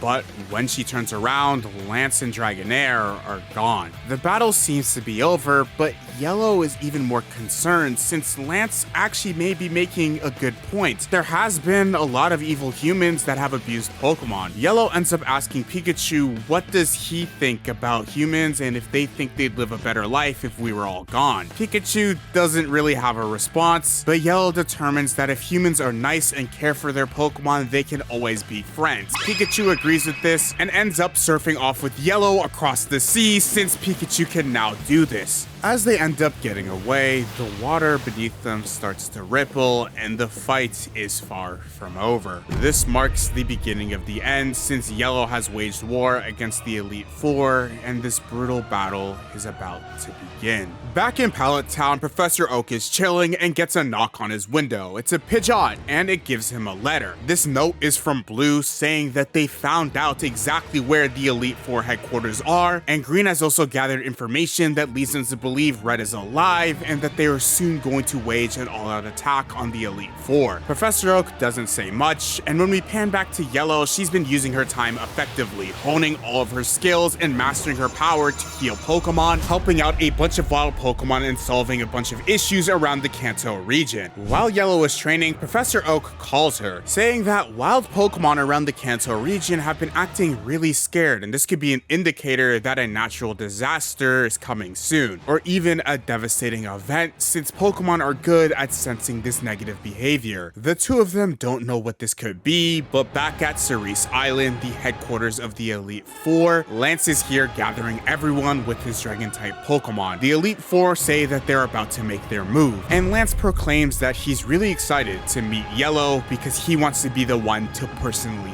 end her. Back at Oak's lab, he's talking with his assistant about how proud he is of how strong Yellow has come and that Yellow's powers are seriously getting stronger. And Oak is really starting to believe that this kid may be the one to save them all from the future disasters. While Yellow is still traveling on her journey, she ends up making it to Cinnabar Island. She ends up meeting a kid with a Haunter, and Yellow wants to meet Blaine since he lives at this island. As Yellow is crossing through Cinnabar Island, she ends up crossing a bridge and sees an old man here. The old man seems to be training the kid and their Haunter, and the training seems to be going well until this old man has an ominous presence behind him that knocks back the rock the kids throw. And the kid ends up sending out his Arcanine to blast fire at this old man. Yellow is so shocked at what type of training this could be, but the old man manages to deflect it all with his bare hands. Yellow did notice an ominous presence with this man, but she can't put her fingers on it. The man tells Yellow to come with him, and while they're walking into the lab, Yellow is wondering how this old guy knows who Yellow is. The old man ends up putting on their mustache and glasses, and it's revealed that it is Blaine. Blaine says that he uses a disguise so he doesn't get noticed and has a completely different identity. While the two are catching up, Blaine gets an emergency call. It's from Brock saying that he's seen Red at Mount Moon. The two of them are shocked, but Brock says it's not what you think. Brock says while he was exploring Mount Moon at the bottom of the cliff, he ended up seeing a frozen statue of Red. He is encased in ice and heavily beaten, and Pikachu starts to freak out since this is the first time he's seen his trainer in so long. Blaine calms down and says that can't be Red, and Brock says Blaine is right. It must have been where Red was since the ice statue is partly broken and it looks like it's a cocoon and Red somehow broke out. Blaine says he has heard of something like this before since Blue and Red 2 years ago got frozen solid by Team Rocket, but they managed to escape. Just then, Misty ends up calling them with another emergency. It is bad. Across the entire Kanto region, tons of wild Pokemon are attacking trainers and destroying the city. Machops are going crazy, breaking buildings, Gengars are going in, hypnotizing and paralyzing civilians, and even Erica and Celadon City are using all of their resources to try to hold back against the crazy wild Pokemon. They have no idea why all the wild Pokemon are rebelling, harming cities, and trying to kill trainers. It looks like the Order 66 66 of the Pokemon universe has began, since everything is going crazy and this must be the Elite Four's doing. Blaine and Yellow say they have to do something quick, and they realize that they are pretty close to the Elite Four headquarters. Blaine and Yellow need to go over to the island and take care of the Elite Four before more people get injured. Yellow and Pikachu are down for this plan and tell Blaine that they're in, but just then Blaine gets a sharp pain in his hand. He doesn't explain why this is happening and tells Yellow to go on without him. While Yellow surfs off to make it to the Elite Four headquarters first, Blaine says he won't take long, but he has to control his power since, if you didn't know, 2 years ago, Red entrusted Blaine with the power of Mewtwo. Blaine and Mewtwo are linked together, and when Mewtwo feels pain, Blaine also feels pain. So Blaine really has to get this power under control. When Blaine arrives at the Elite Four headquarters, he sees a shadowy figure in the distance, but realizes that it's not Yellow, it's Blue. Blaine is shocked that Blue knows about this island, and also says that Yellow should be arriving on this island too. Blue doesn't say anything, acting nonchalant as usual, but tells Blaine to stop. He notices an ominous presence saying that someone is here and they may be trying to get ambushed. Blaine notices shadowy figures of an Electabuzz, Muck, and Alakazam, and then it's revealed that the remnants of Team Rocket, Lieutenant Surge, Koga, and Sabrina are on this island. These three are the evil gym leaders that went missing 2 years ago when Red, Blue, and Green defeated Team Rocket, but it seems like they've came out of hiding and also don't like the Elite Four and have a proposal for Blue and Blaine. They say it's been a long time since they've seen them and they're confused on what they're doing here, but Sabrina says they're gonna save the details for later since their final guest is approaching them. On the surface, the Pokemon world is in complete hell. When Professor Oak runs outside, he sees the majority of the Kanto region up in smokes and flames, while wild Pokemon are attacking everyone. Misty's trying to help evacuate Celadon City and using her Pokemon to fight back the crazy wild ones, but their resources are running low and it seems like an infinite amount of Gengars and wild Pokemon are attacking everyone. Over in the Elite Four hideout, L'Oreal is laughing, saying that there are visitors inside of their HQ, and Lance says it doesn't matter. But out of the 4 Elite Four members, Lance notices that Bruno is missing. L'Oreal says Bruno is wandering the land since he feels guilty about what they did to Red, and when we pan back to Bruno, he's on a cliff extremely mad, thinking about what he did to Red many months ago. We finally learn the truth, and it starts off where Red is still the champion of the Kanto region. He ends up getting a letter challenging him to a battle out in the middle of nowhere. Red is excited for this match, but starts to think it's a prank since nobody is here, until the ground starts to rumble and Red realizes that he's on top of an Onix. Red manages to jump back, but is pretty surprised he didn't notice the Pokemon's presence. A man calls out Red's name and says that he has good reflexes, and it's revealed that it is Bruno of the Elite Four challenging Red to a battle. Red gets pretty serious since he's never battled an Elite Four member before. Hitmonlee ends up going in to attack Pikachu, but Pikachu dodges the attack, and it seems like Red is holding his own, having a pretty good fight. The Pokemon keep trading blows, but eventually Bruno gets a good hit in, knocking down Pikachu. Red is pretty excited. He hasn't had a good match in a while. He's been versing a ton of bums over the past 2 years, and he finally has a trainer that can give him a good match. Red is like the Gojo of the Pokemon universe, and he finally has a worthy opponent. When Red and Bruno continue their battle, it's seriously neck and neck. Poliwrath is going up against Hitmonchan, getting a few good blows in, but midway through Poliwrath's match, he ends up getting knocked down by Fire Punch, getting eliminated. And to be completely honest, Poliwrath should be on fraud watch. He never wins any battles and he's losing to moves like this. Red decides to send out Gyarados and it starts clashing with Onix, and this battle is truly even. Red continues to say the sensation of this battle is so great, and Bruno agrees. This is truly the pinnacle of Pokemon battles, and Red and Bruno are having the time of their lives. Even though everything seems in good faith, Agatha and L'Oreal of the Elite Four are watching in the distance, about to enact their plan on Red. They start to reminisce on their childhood. When L'Oreal was young, her dugong was injured by all the pollution out in the wild. Agatha ended up adopting L'Oreal, saying that she despises humans that pollute the world and harm Pokemon, and one day they're going to get revenge on everyone. Jumping towards the present, they are spectating Red and Bruno's match, but aren't acting on their plan yet. Gyarados shoots out a Hydro Pump, but Onix manages to dodge it. Bruno and Onix decide to charge right into Red and Gyarados, wrapping around this Pokemon, choking it, saying that it's unable to attack. Red is starting to get scared since Gyarados is at a major disadvantage, so Gyarados decides to bite down on Onix, doing some major damage. Onix starts to scream, and I feel really bad for this Pokemon, but Gyarados is now free. When Red's vision starts to clear, he notices that Bruno and Onix went underground. Red decides to return Gyarados and send out Venusaur. While Venusaur is using its vines to scope out the area, Onix comes up like a whack-a-mole, trying to attack them, but Venusaur was prepared and wraps up Onix. It looks like Red has won, but Bruno starts to grin it. Onix's tail comes up from the ground, attacking Venusaur, throwing Red and Venusaur all the way down into a hole. When Red lands, he's cautious of his surroundings since Onix could attack from anywhere, and like a jump scare, Onix comes out of nowhere attacking Venusaur, but suddenly the two of them stop.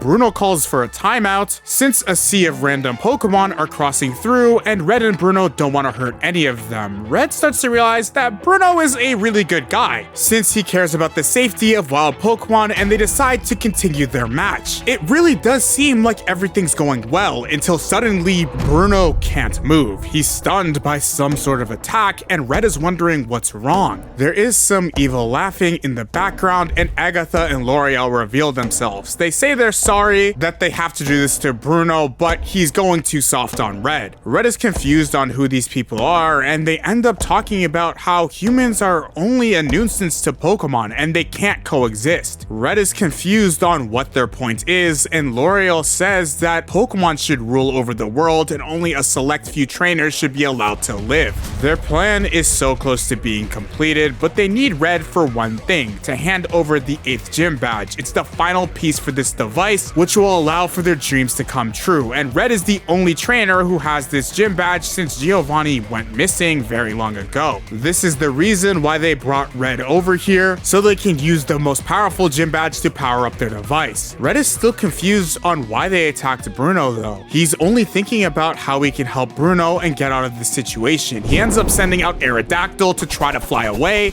but L'Oreal is prepared and sends out Jinx to attack Red. Red gets slammed to the ground, and L'Oreal says there is another reason why they called Red over here. They've been examining Red ever since he's won the Pokemon League and would think that he would be a good addition to the Elite Four. He's one of the few worthy trainers that they would spare after wiping out humanity, and they want Red to come along with their plan. L'Oreal says it's not a bad idea to serve under them, and Red says there's no way he would join the Elite Four and sends out all of his Pokemon. For some reason though, this bum Bruno ends up siding with the Elite Four, getting ready to attack Red, and L'Oreal says it's a pity since she really wanted Red to be a part of the Elite Four. Red's only focusing on how he can get out of this situation, but before he even realizes it, a light ends up blinding him and all of his Pokemon are defeated. Red is panicking, trying to escape and doing anything to survive, and then out of nowhere, L'Oreal forms a ice voodoo doll of Red. She ends up marking this doll, putting ice handcuffs all around Red. Red has never seen something like this before. He's completely trapped. L'Oreal says Red did have one more Pokemon though, a Pikachu, so she ends up making an ice sculpture of Pikachu, saying they have to take care of that Pokemon. Red is so desperate and even pleads to Bruno to snap out of it, and he knows that Bruno's being controlled. Bruno doesn't say anything, and Pikachu comes out to try to defend Red. L'Oreal marks the Pikachu voodoo doll, and now Pikachu is in handcuffs too. Hitmonlee starts attacking Pikachu, beating him up entirely. Red tries to use any bit of his energy to dodge the attacks coming at him, but then Hitmonlee goes straight for Red's throat, kicking Red directly in the stomach right in front of Pikachu, and Red ends up falling down the cliff. Pikachu is screaming, trying to do anything to save his trainer. Red grabs onto the side of the cliff, but realizes that his entire body is freezing up, and he gives Pikachu his final instruction. His only objective is to get away and survive so the Elite Four doesn't freeze him too. Pikachu starts to cry since he doesn't want to leave Red. Red tells Pikachu to get somewhere warm and make it to to Pallet Town to tell Professor Oak about the evil plan of the Elite Four to punish the human race. Pikachu understands this is their last card and ends up running away from Hitmonlee. Red is so glad that at least Pikachu managed to escape, and he lets go of the side of the cliff, accepting his defeat and falling all the way to the bottom. In Red's final moments, he does start to think that even if Pikachu does make it to Pallet Town, there is no way for humans and Pokemon to communicate with each other, and he realizes that all of these efforts were futile, and if only there was a trainer that could have bridged the gap between humans and Pokemon.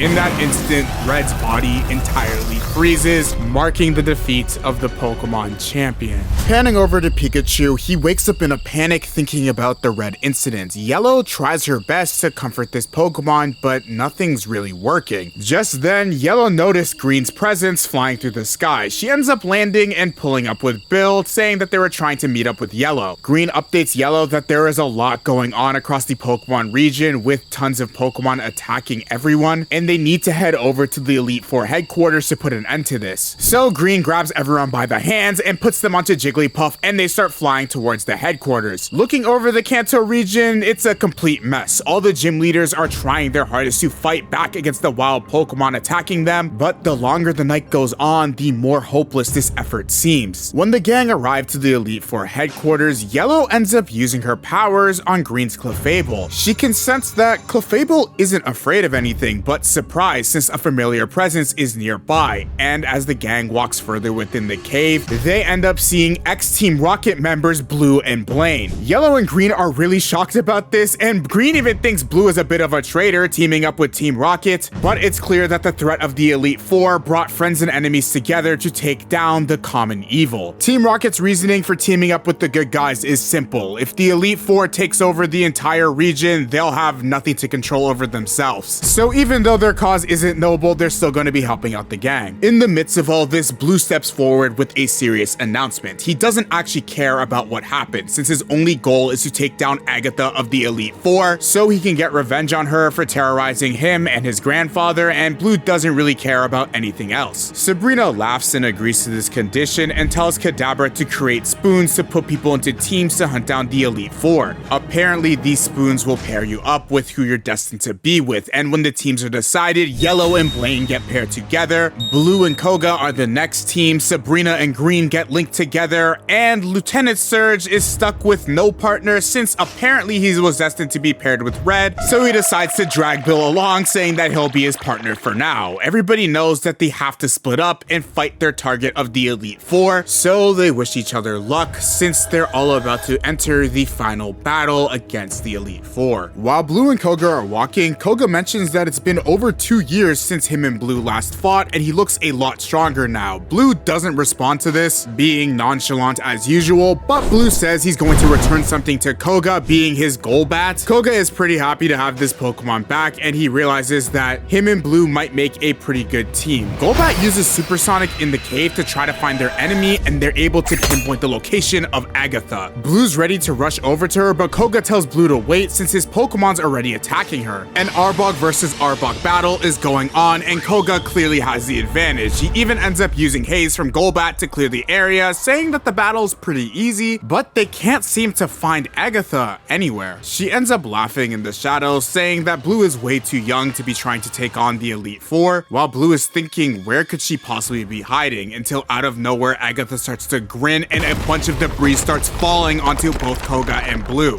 Blue activates Ultra Instincts and dodges the attack, but Koga and his Golbat end up taking some major damage. Even though Blue thought he was in the clear, in the shadows, a Gengar comes out of nowhere, licking Blue, throwing him to the side and paralyzing him. Both trainers took some serious damage, and Agatha reveals herself, telling her Pokemon to use Rock Slide again to attack all of the trainers. Blue's using all of his energy to dodge the pillars falling towards him, and it seriously looks like he's in trouble. Koga realizes that Agatha is trying to separate the two, and Blue is in a desperate situation since he's lost his vision and can't see anymore, so he decides to return his Golduck so it doesn't get injured. Blue decides to rely on Golbat's supersonic abilities to navigate him while he can't use his vision, and he's holding his own, dodging attacks from Agatha's Golbat, trying his best to survive. Agatha has Koga in a 1v1 situation, saying that it's not every day she gets to verse a gym leader. Agatha says though that of course the Elite Four is a lot stronger than gym leaders and Koga's about to see the difference in their power. Her Arbok goes in for an attack, wrapping up Koga, and it seems that he's helpless. Agatha is such a high-level trainer she can control Arbok's power with the flick of her fingers. She tells Arbok to finish off Koga and crush him, and Koga's thinking to himself that there has to be some way for him to survive this. This 2v1 isn't looking good with Blue injured and Koga detained, while Agatha is laughing knowing that she won. Koga's Arbok tries in a desperate attempt to use Glare, but it doesn't work, and Agatha tells her Pokemon to finish off Koga's by using Bite and cutting off his tail. Koga's Pokemon just got slaughtered in front of its eyes, and in an instant he throws out his Pokeballs, telling all of his poison Pokemon to use Smog. This does end up buying Koga some time to get away, and he's thinking to himself that there's still no sign of Blue since they need to team up to defeat this trainer. He ends up throwing some Ninja Stars in Agatha's direction, but she just starts to laugh, saying that it's futile, and Koga is determined, saying that he has to defeat Agatha at all costs. In that moment though, Koga's Arbok starts to regenerate its tail. Agatha is concerned since this Pokemon should be dead, but Koga reveals that his Arbok has a special ability where it's able to regenerate any part of its body as long as its head isn't cut off, and this Arbok has been through a lot worse. Agatha thinks this is interesting but doesn't care about Koga's monologue since it'll all be the same, her winning in the end. She notes that her Golbat probably finished off Blue by now, and we see a shadow of Agatha's Golbat pulling up. Koga starts to think the situation is cooked until they all realize that that isn't Agatha's Golbat, but it's Koga's flying along with Blue, and he's managed to cure his blindness, teaming up with Koga to fight Agatha. The boys actually have a shot at winning, and Blue says he'll take the battle from here, but Koga refuses since he has a plan. He approaches Agatha with his Golbat and tells his Pokemon to use Leech Life on himself.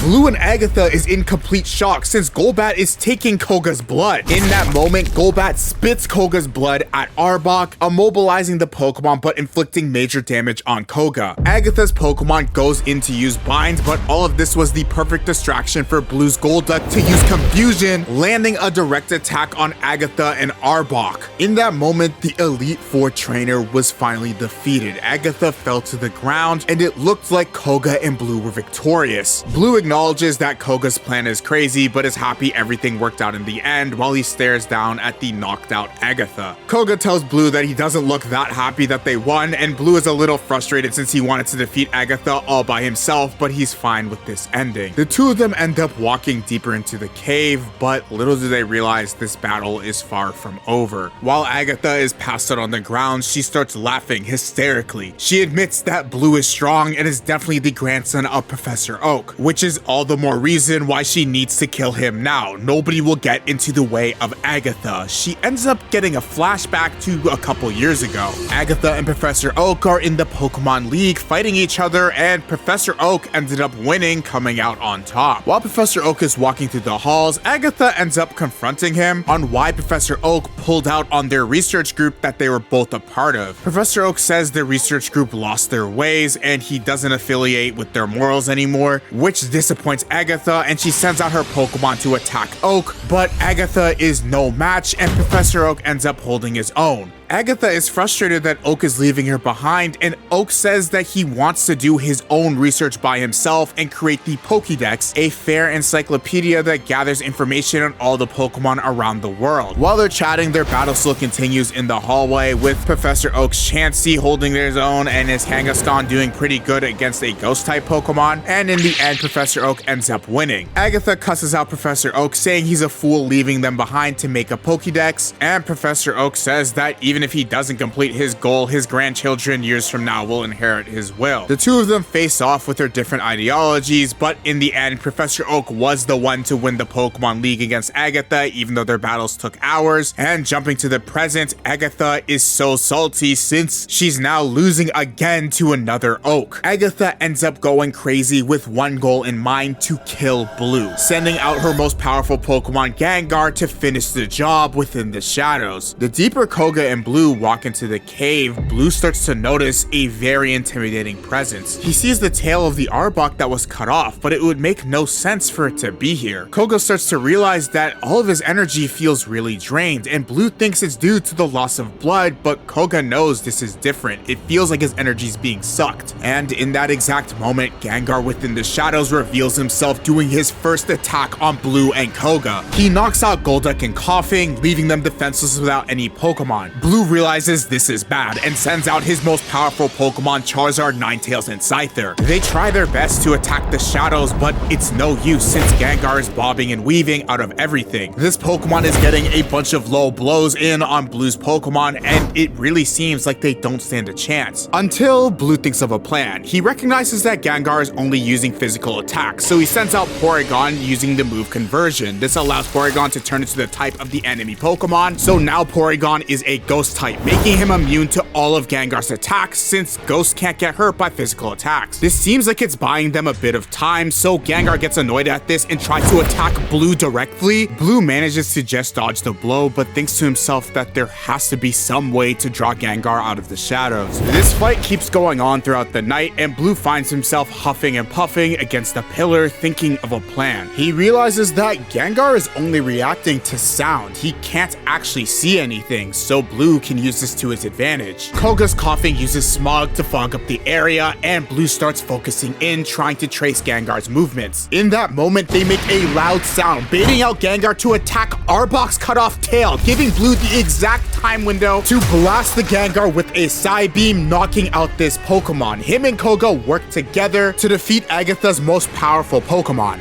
But there was still one more thing left to do. It looked like Gengar was trying to escape, and Blue told him not to move, using Koga's Golbat to light up the entire area. Blue's goal was to drown out all the shadows so Agatha couldn't escape, revealing her in a crippled condition lurking around the corner. Blue ends up confronting Agatha on why she has beef with him and Professor Oak, and Agatha says it's something from the past and she still has a soft spot for Oak, but she starts to laugh, saying that Blue overlooks something very important. Just then, Blue looked up at the sky and it's a message from Misty Starmie, warning everyone on the island that all the Dragon-type Pokemon have gone berserk and they're invading the mainland with one objective: finding the final gym badge, since that's all the Elite Four is looking for. Blue is confused on why they need the final gym badge, but Agatha thinks this is her time to escape since that's all she can do with the last of her energy. She ends up getting her Ghastly to pick her up, but Blue is still confused about what's going on, and Agatha reveals that once Lance gets the 8th gym badge, their plan will be complete. It's the only thing that's in their way from not being able to control everyone. Agatha says these gym badges are so strong, they even use this power to control Bruno to fight Red. Blue tries to act fast and realizes that the Elite Four was a part of Red's disappearance, but it's already too late, since Agatha started to disappear with the power of Ghastly warping into the distance, saying that they're already too late and that Lance's plan is inevitable. Blue feels foolish letting Agatha get away,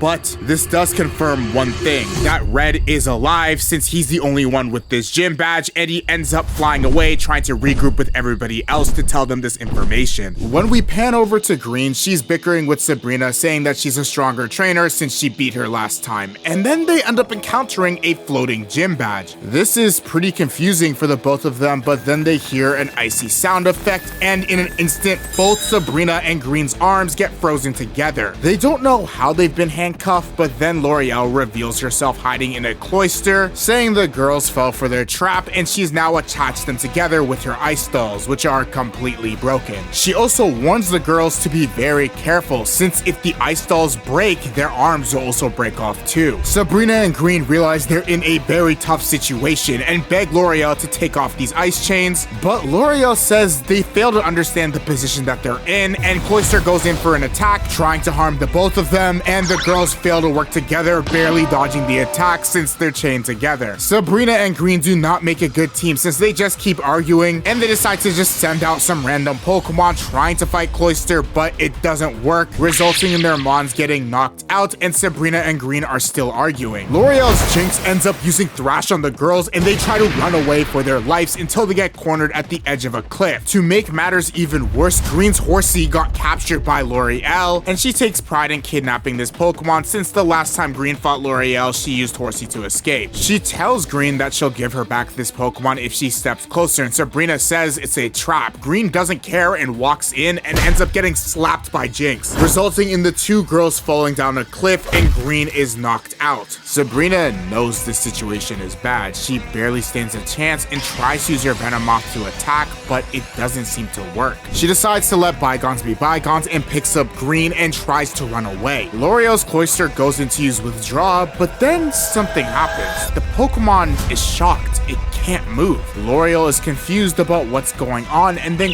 Cloyster faints. Apparently, Venomoth has been draining his energy the entire time, and they have a slight advantage now to try to defeat their opponent or run away. Sabrina decides to fight and sends out her Alakazam to use Psychic on L'Oreal and her Slowbro, and it's not really working since Slowbro has amnesia and Psychic just doesn't work on it. In that moment, Jinx ends up using Lovely Kiss, paralyzing Venomoth and Alakazam and also harming Sabrina and the knocked out Green. This damage is so much to endure that Sabrina almost slips off the cliff and is holding onto Green's dear life. L'Oreal approaches Sabrina, telling her to ditch the dead weight and let Green fall to her death. Sabrina says that even though Green and her used to be enemies, she's now her partner and she's not gonna let her die, so L'Oreal decides that they can just die together, and Jinx ends up pushing them both off the cliff. This marks the end of their battle, with the girls falling to their death, and L'Oreal is disappointed since she expected a better fight, but she's gonna regroup with her teammates. Until she ends up hearing a bubbly noise, and out of nowhere, Green's Blastoise flies up with this cannon, saving the both of them. Green is now awake and she wants revenge. L'Oreal doesn't seem to care and is eager to finish off these girls again, but Green says that ever since the Pokemon League, her main goal has been to defeat the Elite Four and figure out why she was abducted when she was a kid. Green sends out her Clefable using the move Minimize, making this Pokemon really tiny, and it was able to sneak past L'Oreal, taking back their ice dolls. With them having possession of these dolls, they'll no longer be linked together and be able to fight at full force. It seems like everything is going well until out of nowhere, Clefable ends up tripping. This Pokemon is literally the Kobani of the Pokemon universe since the ice doll broke, snapping off Green's arm. Everyone is shocked and Green starts to scream since she just lost an arm. L'Oreal says this is what she deserves for defying the Elite Four. Green tries to make a snarky comment saying Sabrina no longer has dead weight since their arms aren't attached, but in that moment, Green passes out due to all the damage she sustained. L'Oreal starts laughing since the battle is over and she decides to walk away, until Green's severed arm starts to twitch and it starts expanding like it ate the Gum Gum fruit and wraps around Jinx and L'Oreal. It was Ditto the entire time, pretending to be Green's arm, and Green gets up revealing that this was her plan the entire time. She hid her real arm inside of her coat and let Ditto be an extension of her body ever since she entered this island, just in case something happened. Sabrina gets up and is low-key pissed at Green since she didn't know this either and actually thought Green lost her arm, and to make things even worse, they could have escaped the entire time, but Green let this drag on for way too long. Green tries to explain to Sabrina that she always has tricks up her sleeve and she couldn't fully trust her since she was once her enemy, but regardless, the girls defeated their opponents and 2 out of the 4 Elite Four members are down, but they need to hurry and regroup with everybody else since the strongest Elite Four member, Lance, is yet to make his move. While all this is going on, Bill and Lieutenant Surge are walking through the cave, and this has to be the worst duo since Bill can't really fight and Lieutenant Surge isn't that strong. Unfortunately, when they go deeper in the cave, they end up encountering an Onix, and it happens to be Bruno's Onix, and Bruno reveals himself, letting them know that if they want to pass, they'll have to defeat him in battle. Bruno is looking pretty serious, but Lieutenant Surge isn't gonna back down and sends out his Electabuzz to begin the battle. Right around this time, Yellow and Blaine are walking through the cave, and Yellow's Pikachu is really uneasy about the setting they're in. Blaine notes that Pikachu may be having extreme psychological damage since the last time he was around here, he lost Red and the rest of his Pokemon, and he notes that the scar on Pikachu's ear might be a physical representation that Pikachu's wounds aren't healed. Yellow feels really bad for her Pokemon, but then they notice something. They see Lieutenant Surge and Bill fighting Bruno. They try to run over to them but slam into an invisible wall. It looks like Blaine and Yellow have a one-sided mirror where they can see Lieutenant Surge and the gang, but they can't see them. They watch as their battle with Bruno is continuing and it's not going good. They're getting ragdolled by a bunch of Bruno's Pokemon. Hitmonchan's favorite stand must be Star Platinum since it uses Aura on Electabuzz and Vulpix, almost knocking them off the side of the Onix. Yellow and Blaine feel helpless since they can't help their their friends and they're watching them get ragdolled. They can't watch this go on any longer and try to use their Pokemon to slam open the wall, but it doesn't work. Bruno decides to send out his Machamp to finish off his opponents. This is one of his more stronger Pokemon, even having a held item, so Lieutenant Surge thinks of a master plan so that they can win this battle, which is running away. Him and Bill know they cannot win this, so they are trying to dip so they do not die. Eventually, the two of them get cornered, so Surge decides to do his ultimate technique by sending out all of his explosive Pokemon and blowing up Onix. This plan somehow starts to work since Onix starts to wail and Bruno starts to fall, and all of Lieutenant Surge's Pokemon are just using Explosion over and over again. Surge uses the last of his Pokemon to create an electric safety pod so they don't have to sustain any more damage and that they're safe for now, but all this really can do is buy them time. Things are not looking good for our heroes. On the surface, Brock is trying to defend Pewter City, but it's getting destroyed by a bunch of wild Geodudes. Erica's town is under complete warfare and the civilians are running out of resources. And even in Cerulean City, it looks the most apocalyptic with Misty hidden under some rubble, while Krabby is trying to defend her by a bunch of Gengars that are trying to kill them.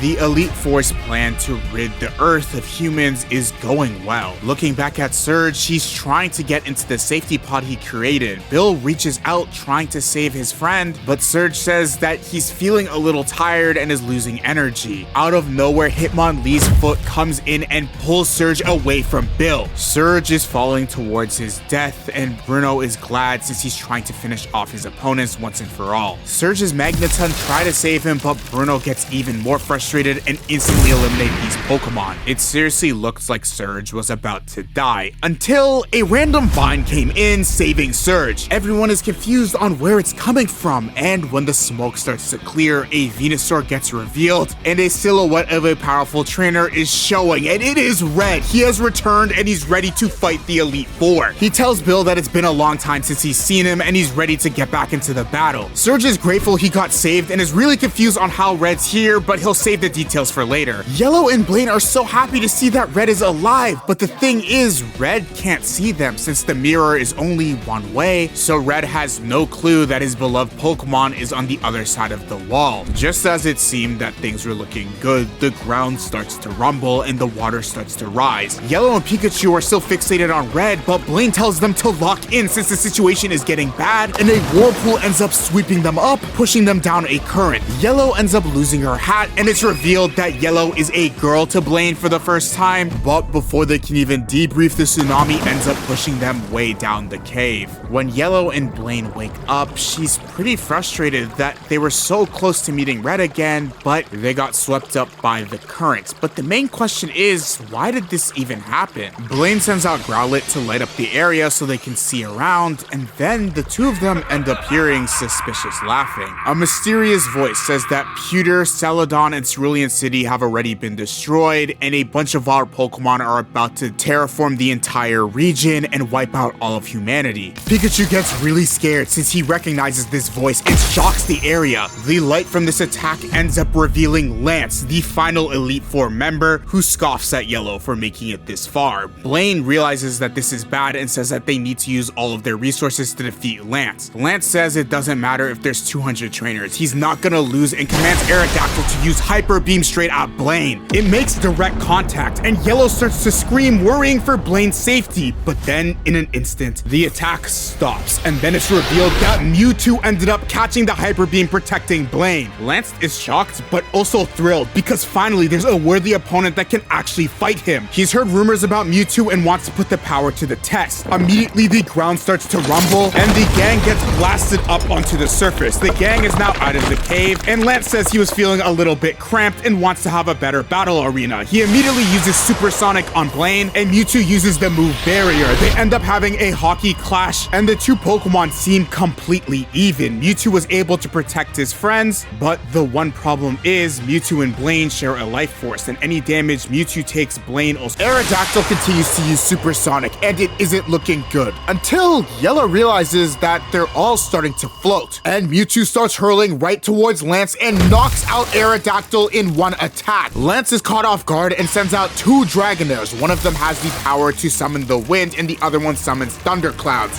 The two Pokemon go in, unleashing a fury of attacks, and Yellow realizes they can't continue playing the defense, So Mewtwo lets down the barrier and the gang decides to go on the offense, going into the center of the Dragonair's tornado, and Mewtwo uses Psywave, getting a good attack on the Pokemon, letting their guard down. While this is all happening, Lance grins and sends in his Aerodactyl again to go in with his sharp claws, attacking Yellow, but Mewtwo ends up blocking it with his spoon. These two Pokemon continue to clash, and Mewtwo is holding its own, but Blaine is seriously having a massive strain on his body. To make matters even worse, Blaine informs Yellow that Mewtwo has a timer on how long he's allowed outside of his Pokeball, and it's the total of 3 minutes. Any longer than that, and Blaine's body starts to break down, so Mewtwo needs to return to its Pokeball fast, and they need to defeat Lance very soon. Blaine notes that Lance has a few more Pokemon left, so their new plan is to get close to Lance and smash the Pokeball so he can't release these Pokemon. This is their only chance to win under the time limit, and honestly, it's a really great plan even though it's kind of evil, but nonetheless, they all charge right towards Lance for a final attack. Lance is caught off guard, and Mewtwo was able to use its spoon to smash Lance's Pokeballs, overloading them with so much energy and splitting them off in many different directions. Lance falls onto the ground, and the gang feels like they finally defeated Lance, saving the entire Kanto region, until Yellow notices Lance starts to laugh, and he gets up, saying that Mewtwo truly does have some amazing power. To be able to smash an Ultra Ball isn't a small feat, but Lance is always one step ahead. He tells Aerodactyl to fly right towards the Ultra Balls, and when they open, it's revealed that they're all empty. Yellow is confused on where Lance's Pokemon could be, and then the ground starts to shake, and the rest of Lance's team comes up from beneath the surface. Lance had sent out his Pokemon in advance, just in case anything like this would happen, and Dragonite, Gyarados, Aerodactyl, and Dragonair are all ready to attack at full force. This is Lance's full team. Yellow doesn't know what to do, since they're running out of options and Mewtwo's getting really tired. Mewtwo goes in for an attack, but Gyarados just tanks it, and Lance sympathizes with Mewtwo, saying that Mewtwo is ready for the final battle, but he's not too sure if Blaine's body can handle it any longer. Mewtwo realizes that Lance is right. If they continue fighting, Blaine will die, so Mewtwo makes the tough decision to return itself into the Pokeball. Yellow is proud that Mewtwo made the noble decision, but now the entire fate of the battle relies on Yellow fighting Lance alone. The true final battle between these trainers begins, and Yellow charges right towards Lance, sending out her entire team. These Pokemon are about to give it their all until Lance pauses the battle. He's dumbfounded that this is Yellow's team, a bunch of unevolved baby Pokemon, and when we put it in perspective, it is kind of funny since Lance has a bunch of menacing dragons and Yellow has a bunch of Viridian Forest fodder. Lance ends up laughing hysterically, saying this is going to be a piece of cake, but Yellow believes in her Pokemon and they still charge right towards Lance. Lance claims their battle won't be like the last time they fought, but before it begins, Lance puts both of his hands out and instantly heals his entire Pokemon team. These are the same powers that Yellow has, and there's another trainer that possesses them.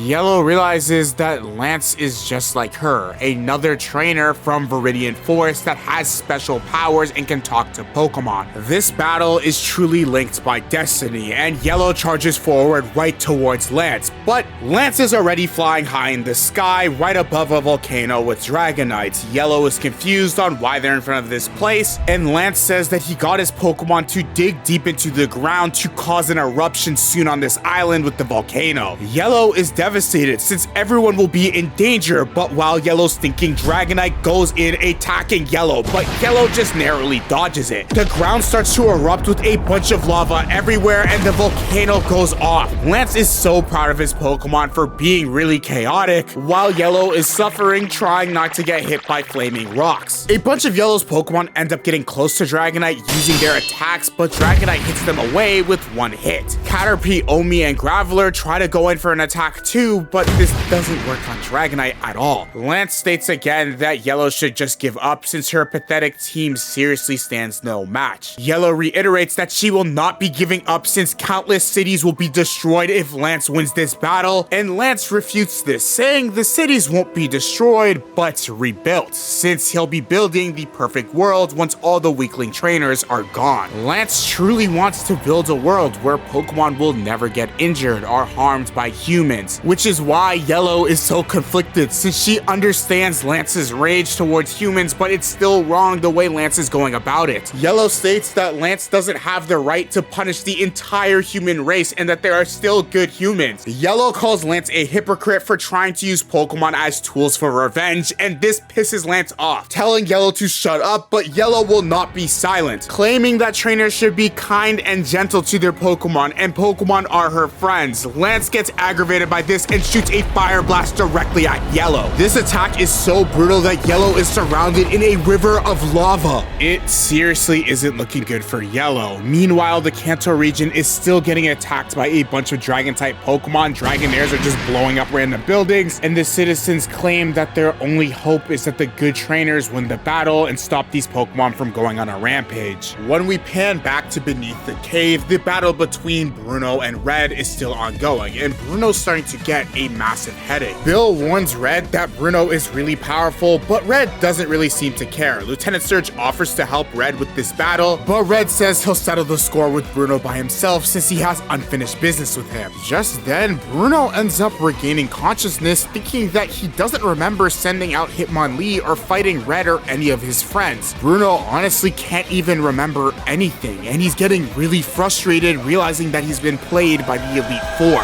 But Bruno says nothing else matters since he wants to finish off his battle with Red to determine who's the strongest trainer between the two of them, so the battle commences. Hitmonchan goes in to use Fire Punch against Venusaur, so Red for a moment thinks about sending in Poliwrath since he would have the type advantage, but Poliwrath hasn't had a good track record, so Red keeps Venusaur in. Red thinks to himself though that Hitmonchan has a lot of moves that can counter all of his Pokemon, since this Pokemon knows the move Fire, Ice, and Electric Punch, and Bruno's really happy about this fact, saying that it's like having 3 Pokemon in one. Venusaur ends up tanking a Fire Punch, so Red realizes that he has to lock in. He decides to whip out 3 evolutionary stones and his star Pokemon Eevee, and if you don't know about this Eevee, it has the power to transform into any 3 of the evolutions at will. Eevee approaches Hitmonchan head on, and Hitmonchan tries to use Ice Punch, but in that moment, Eevee turns into a Flareon, blasting this Pokemon with fire. Hitmonchan tries to retaliate, going in for another punch, and Red commands Eevee to turn into a Vaporeon, blasting this Pokemon again with water. Bruno is shocked, saying this is impossible and cheating, and honestly, yes, this Eevee is broken, but Red is really proud of its Pokemon since it came a long way. The only reason why it's able to transform like this is because Team Rocket did an evil experiment on it, causing this Eevee to have this mutation, but now since Red has these evolutionary stones, this Pokemon's able to evolve at will without harming it at all. This is the true power of one of Red's strongest Pokemon. Bruno decides to send out Machamp, so Red sends out Poliwrath and all of their Pokemon clash, trying to win the battle. In that moment, Machamp flexes its muscles and one-shots Poliwrath, and Poliwrath also ends up hitting Vaporeon, causing Eevee to de-evolve, falling off of Onix's back. This Pokemon is seriously a thrower. To make matters even worse, Poliwrath is the only one hanging on the side of Onix, and it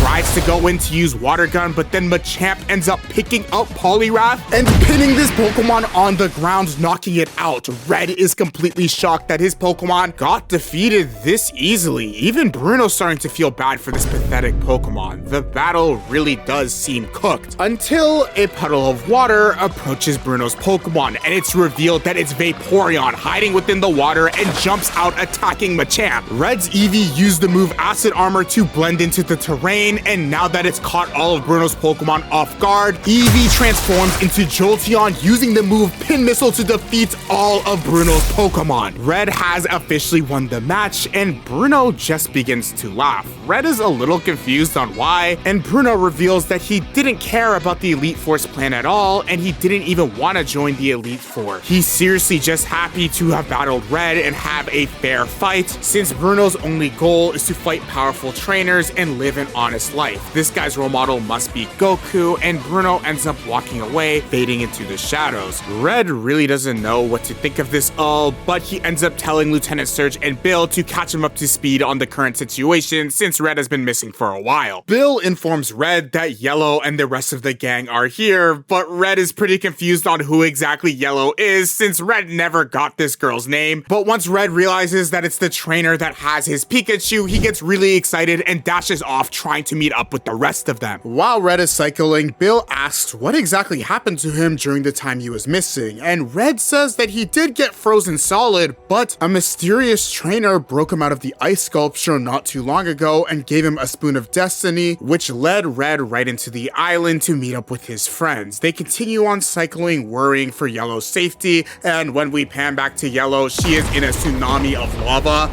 Lance has been relentlessly attacking her, demolishing the surface. It looks like it's doomed for Yellow until Pikachu jumps towards Yellow, using his projection abilities to catch Yellow with the surfboard. Lance is humored by this, saying Yellow is only buying times, and Yellow gets really serious, riding the wave of the lava, catching up to Lance and Dragonite. Lance sticks out his hand though, and ends up using his abilities on Pikachu. Lance was able to steal all of Pikachu's memories, and now Lance has vital information. Pikachu gets really annoyed at this and blasts a Thunderbolt at Lance, but Dragonite retaliates with a Hyper Beam, sending back Yellow and Pikachu. These two are in critical condition, but before Lance fires off his final attack, he lets Yellow know that he is also from Viridian Forest 2 with the exact same abilities, but only one of them can survive, and Lance sends off a massive Hyper Beam towards their direction. Pikachu tries to use the last of its energy to push back, but it is no use and they end up taking damage. Yellow decides to pivot their plan and surf deeper into the lava. Lance is shocked about this. He ends up flying with Dragonite to approach them, but then they end up in a Twister tornado of lava. Pikachu mimicked Mewtwo's Twister ability from earlier, and the lava starts splashing onto Lance. Yellow says if Lance surrenders now and pledges not to attack anyone again, they'll stop. But Lance doesn't care, doing a full force attack with Dragonite on Pikachu and Yellow. Everybody is trying to protect themselves from the lava splashing at them, and when Yellow takes a step back, she notices that Lance is missing. Yellow chalks it up to Lance just drowning in the lava, and he must be dead now since no one can survive that. Even though this victory is bittersweet, Yellow's team ends up pulling her and Pikachu out of the volcano, and Yellow decides she's going to regroup with the rest of her allies since the battle is finally over. Pikachu is the only one that is a little skeptical of this victory until he notices something in the volcano and starts running right towards Yellow. Just then, the volcano starts to erupt and a silhouette of Lance emerges. Yellow's asking Pikachu what's wrong, and in an instant, Lance appears right behind Yellow with his entire team firing a barrage of attacks. One of Gyarados' bubbles hits Yellow right in the back, and before she can process this, another one hits her arm, breaking it, and she drops onto the ground. Yellow's Caterpie ends up making a cast for her, and when she looks around, a bunch of her team is in critical condition. The battle between these two trainers continues on, and it proceeds for the rest of the night, with the remainder of Yellow's team trying their absolute best to attack Lance, but nothing seems to work. Lance is amused that Yellow has made it this far, but admits that she just doesn't have the power to beat him and sends off his final attack directly at this girl. Yellow ends up accepting her fate, but in that moment, a man ends up saving her. She's confused on who exactly is he, and it's revealed that it's Giovanni, the leader of Team Rocket and the owner of the Viridian City Gym. Lance and Giovanni stare each other down, and Pikachu really isn't happy to see Giovanni since everybody in this room besides Yellow has tried to kill him at some point, but right now beggars can't be choosers and they'll get all the help that they need. The battle begins with Giovanni taunting Lance, so Lance uses Bubble Beam at his entire team. Giovanni reacts quickly by sending out his Rhyhorn to stomp the ground, covering the bubbles in sand, and his Nidoqueen goes in and bursts them all. There's one main bubble coming right towards the group, and when Nidoqueen goes in to pop it, its hand instantly gets burnt because Lance covered that bubble in a ton of lava, genuinely trying to kill these Pokemon, and he uses this as an opportunity to blast a bunch of Hyper Beams at the entire gang. While everyone is tanking the attack, Giovanni ends up throwing one of his Pokeballs in the direction of Lance. He notices a clicking sound near him, but it's too late since the min-max demon Beedrill comes out and slices passes right through Lance and the entirety of his Pokemon team. He ends up falling in a pit full of Yellow's Caterpie's webs. Lance is completely immobile. Giovanni is impressed by his work and takes this as a win, but he wants to finish the job, approaching Lance menacingly. He tells Lance that he boasted a lot about his power just to get defeated so easily, so he's going to put him out of his misery. In that moment, Giovanni snaps his finger and Beedrill instantly puts its drill right at Lance's neck, piercing it. Giovanni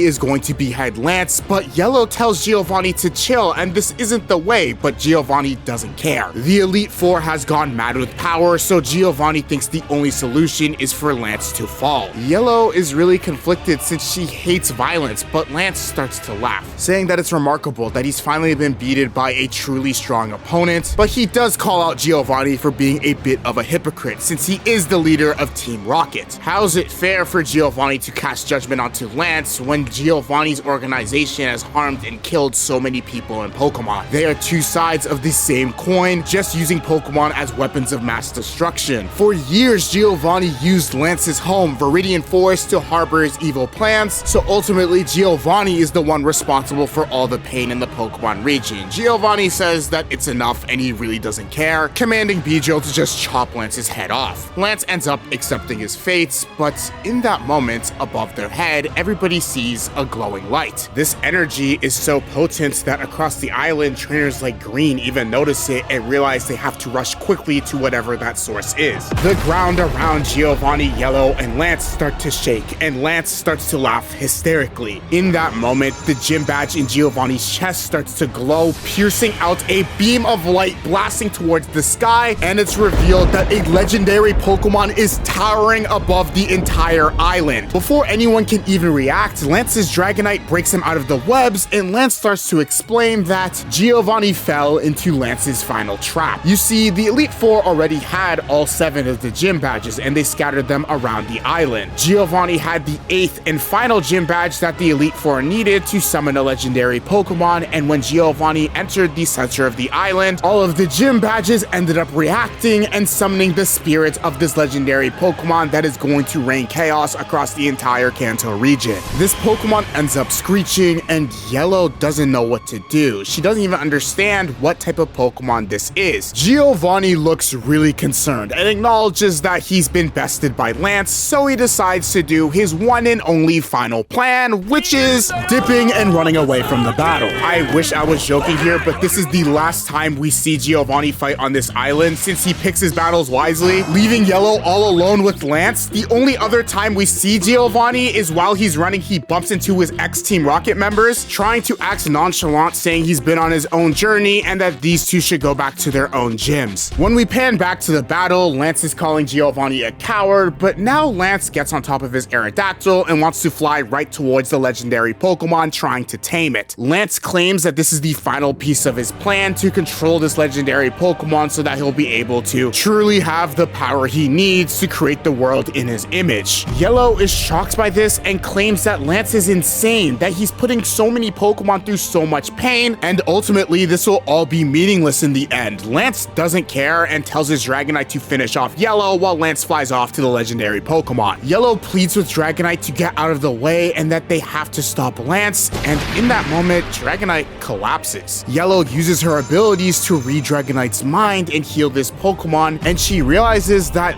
Lance's own Pokemon are in so much pain and they've been hiding it from Lance since they don't want to disappoint him, but deep down, these Pokemon know this has gone on long enough. Dragonite ends up flying right towards Lance, and Yellow hops onto Dragonite's tail. Before Yellow comes in contact with Lance, she exclaims that Pokemon and humans can live in harmony, so she asks her entire team to lend her their strength to win this final battle. When she meets up with Lance, he's confused on how Yellow's even up here, and he fires a Hyper Beam straight at Yellow from Aerodactyl. The blast makes direct contact at Yellow, but she ends up blocking it, and when the smoke clears, it's revealed that Caterpie evolved into a Metapod. Yellow knows that she has to become stronger to win this fight, and when all of her Pokemon come out of their Pokeballs, they are all fully evolved. Even the newly evolved Metapod ends up evolving again into a Butterfree so Yellow can fly and they can attack head-on. Lance is kind of shocked that Yellow's Pokemon evolved 2 times, but claims that this will still not be enough to defeat him. Lance sends his entire Dragon team towards Yellow, commanding Aerodactyl to shoot a beam directly at them. All of Yellow's Pokemon tank the attack,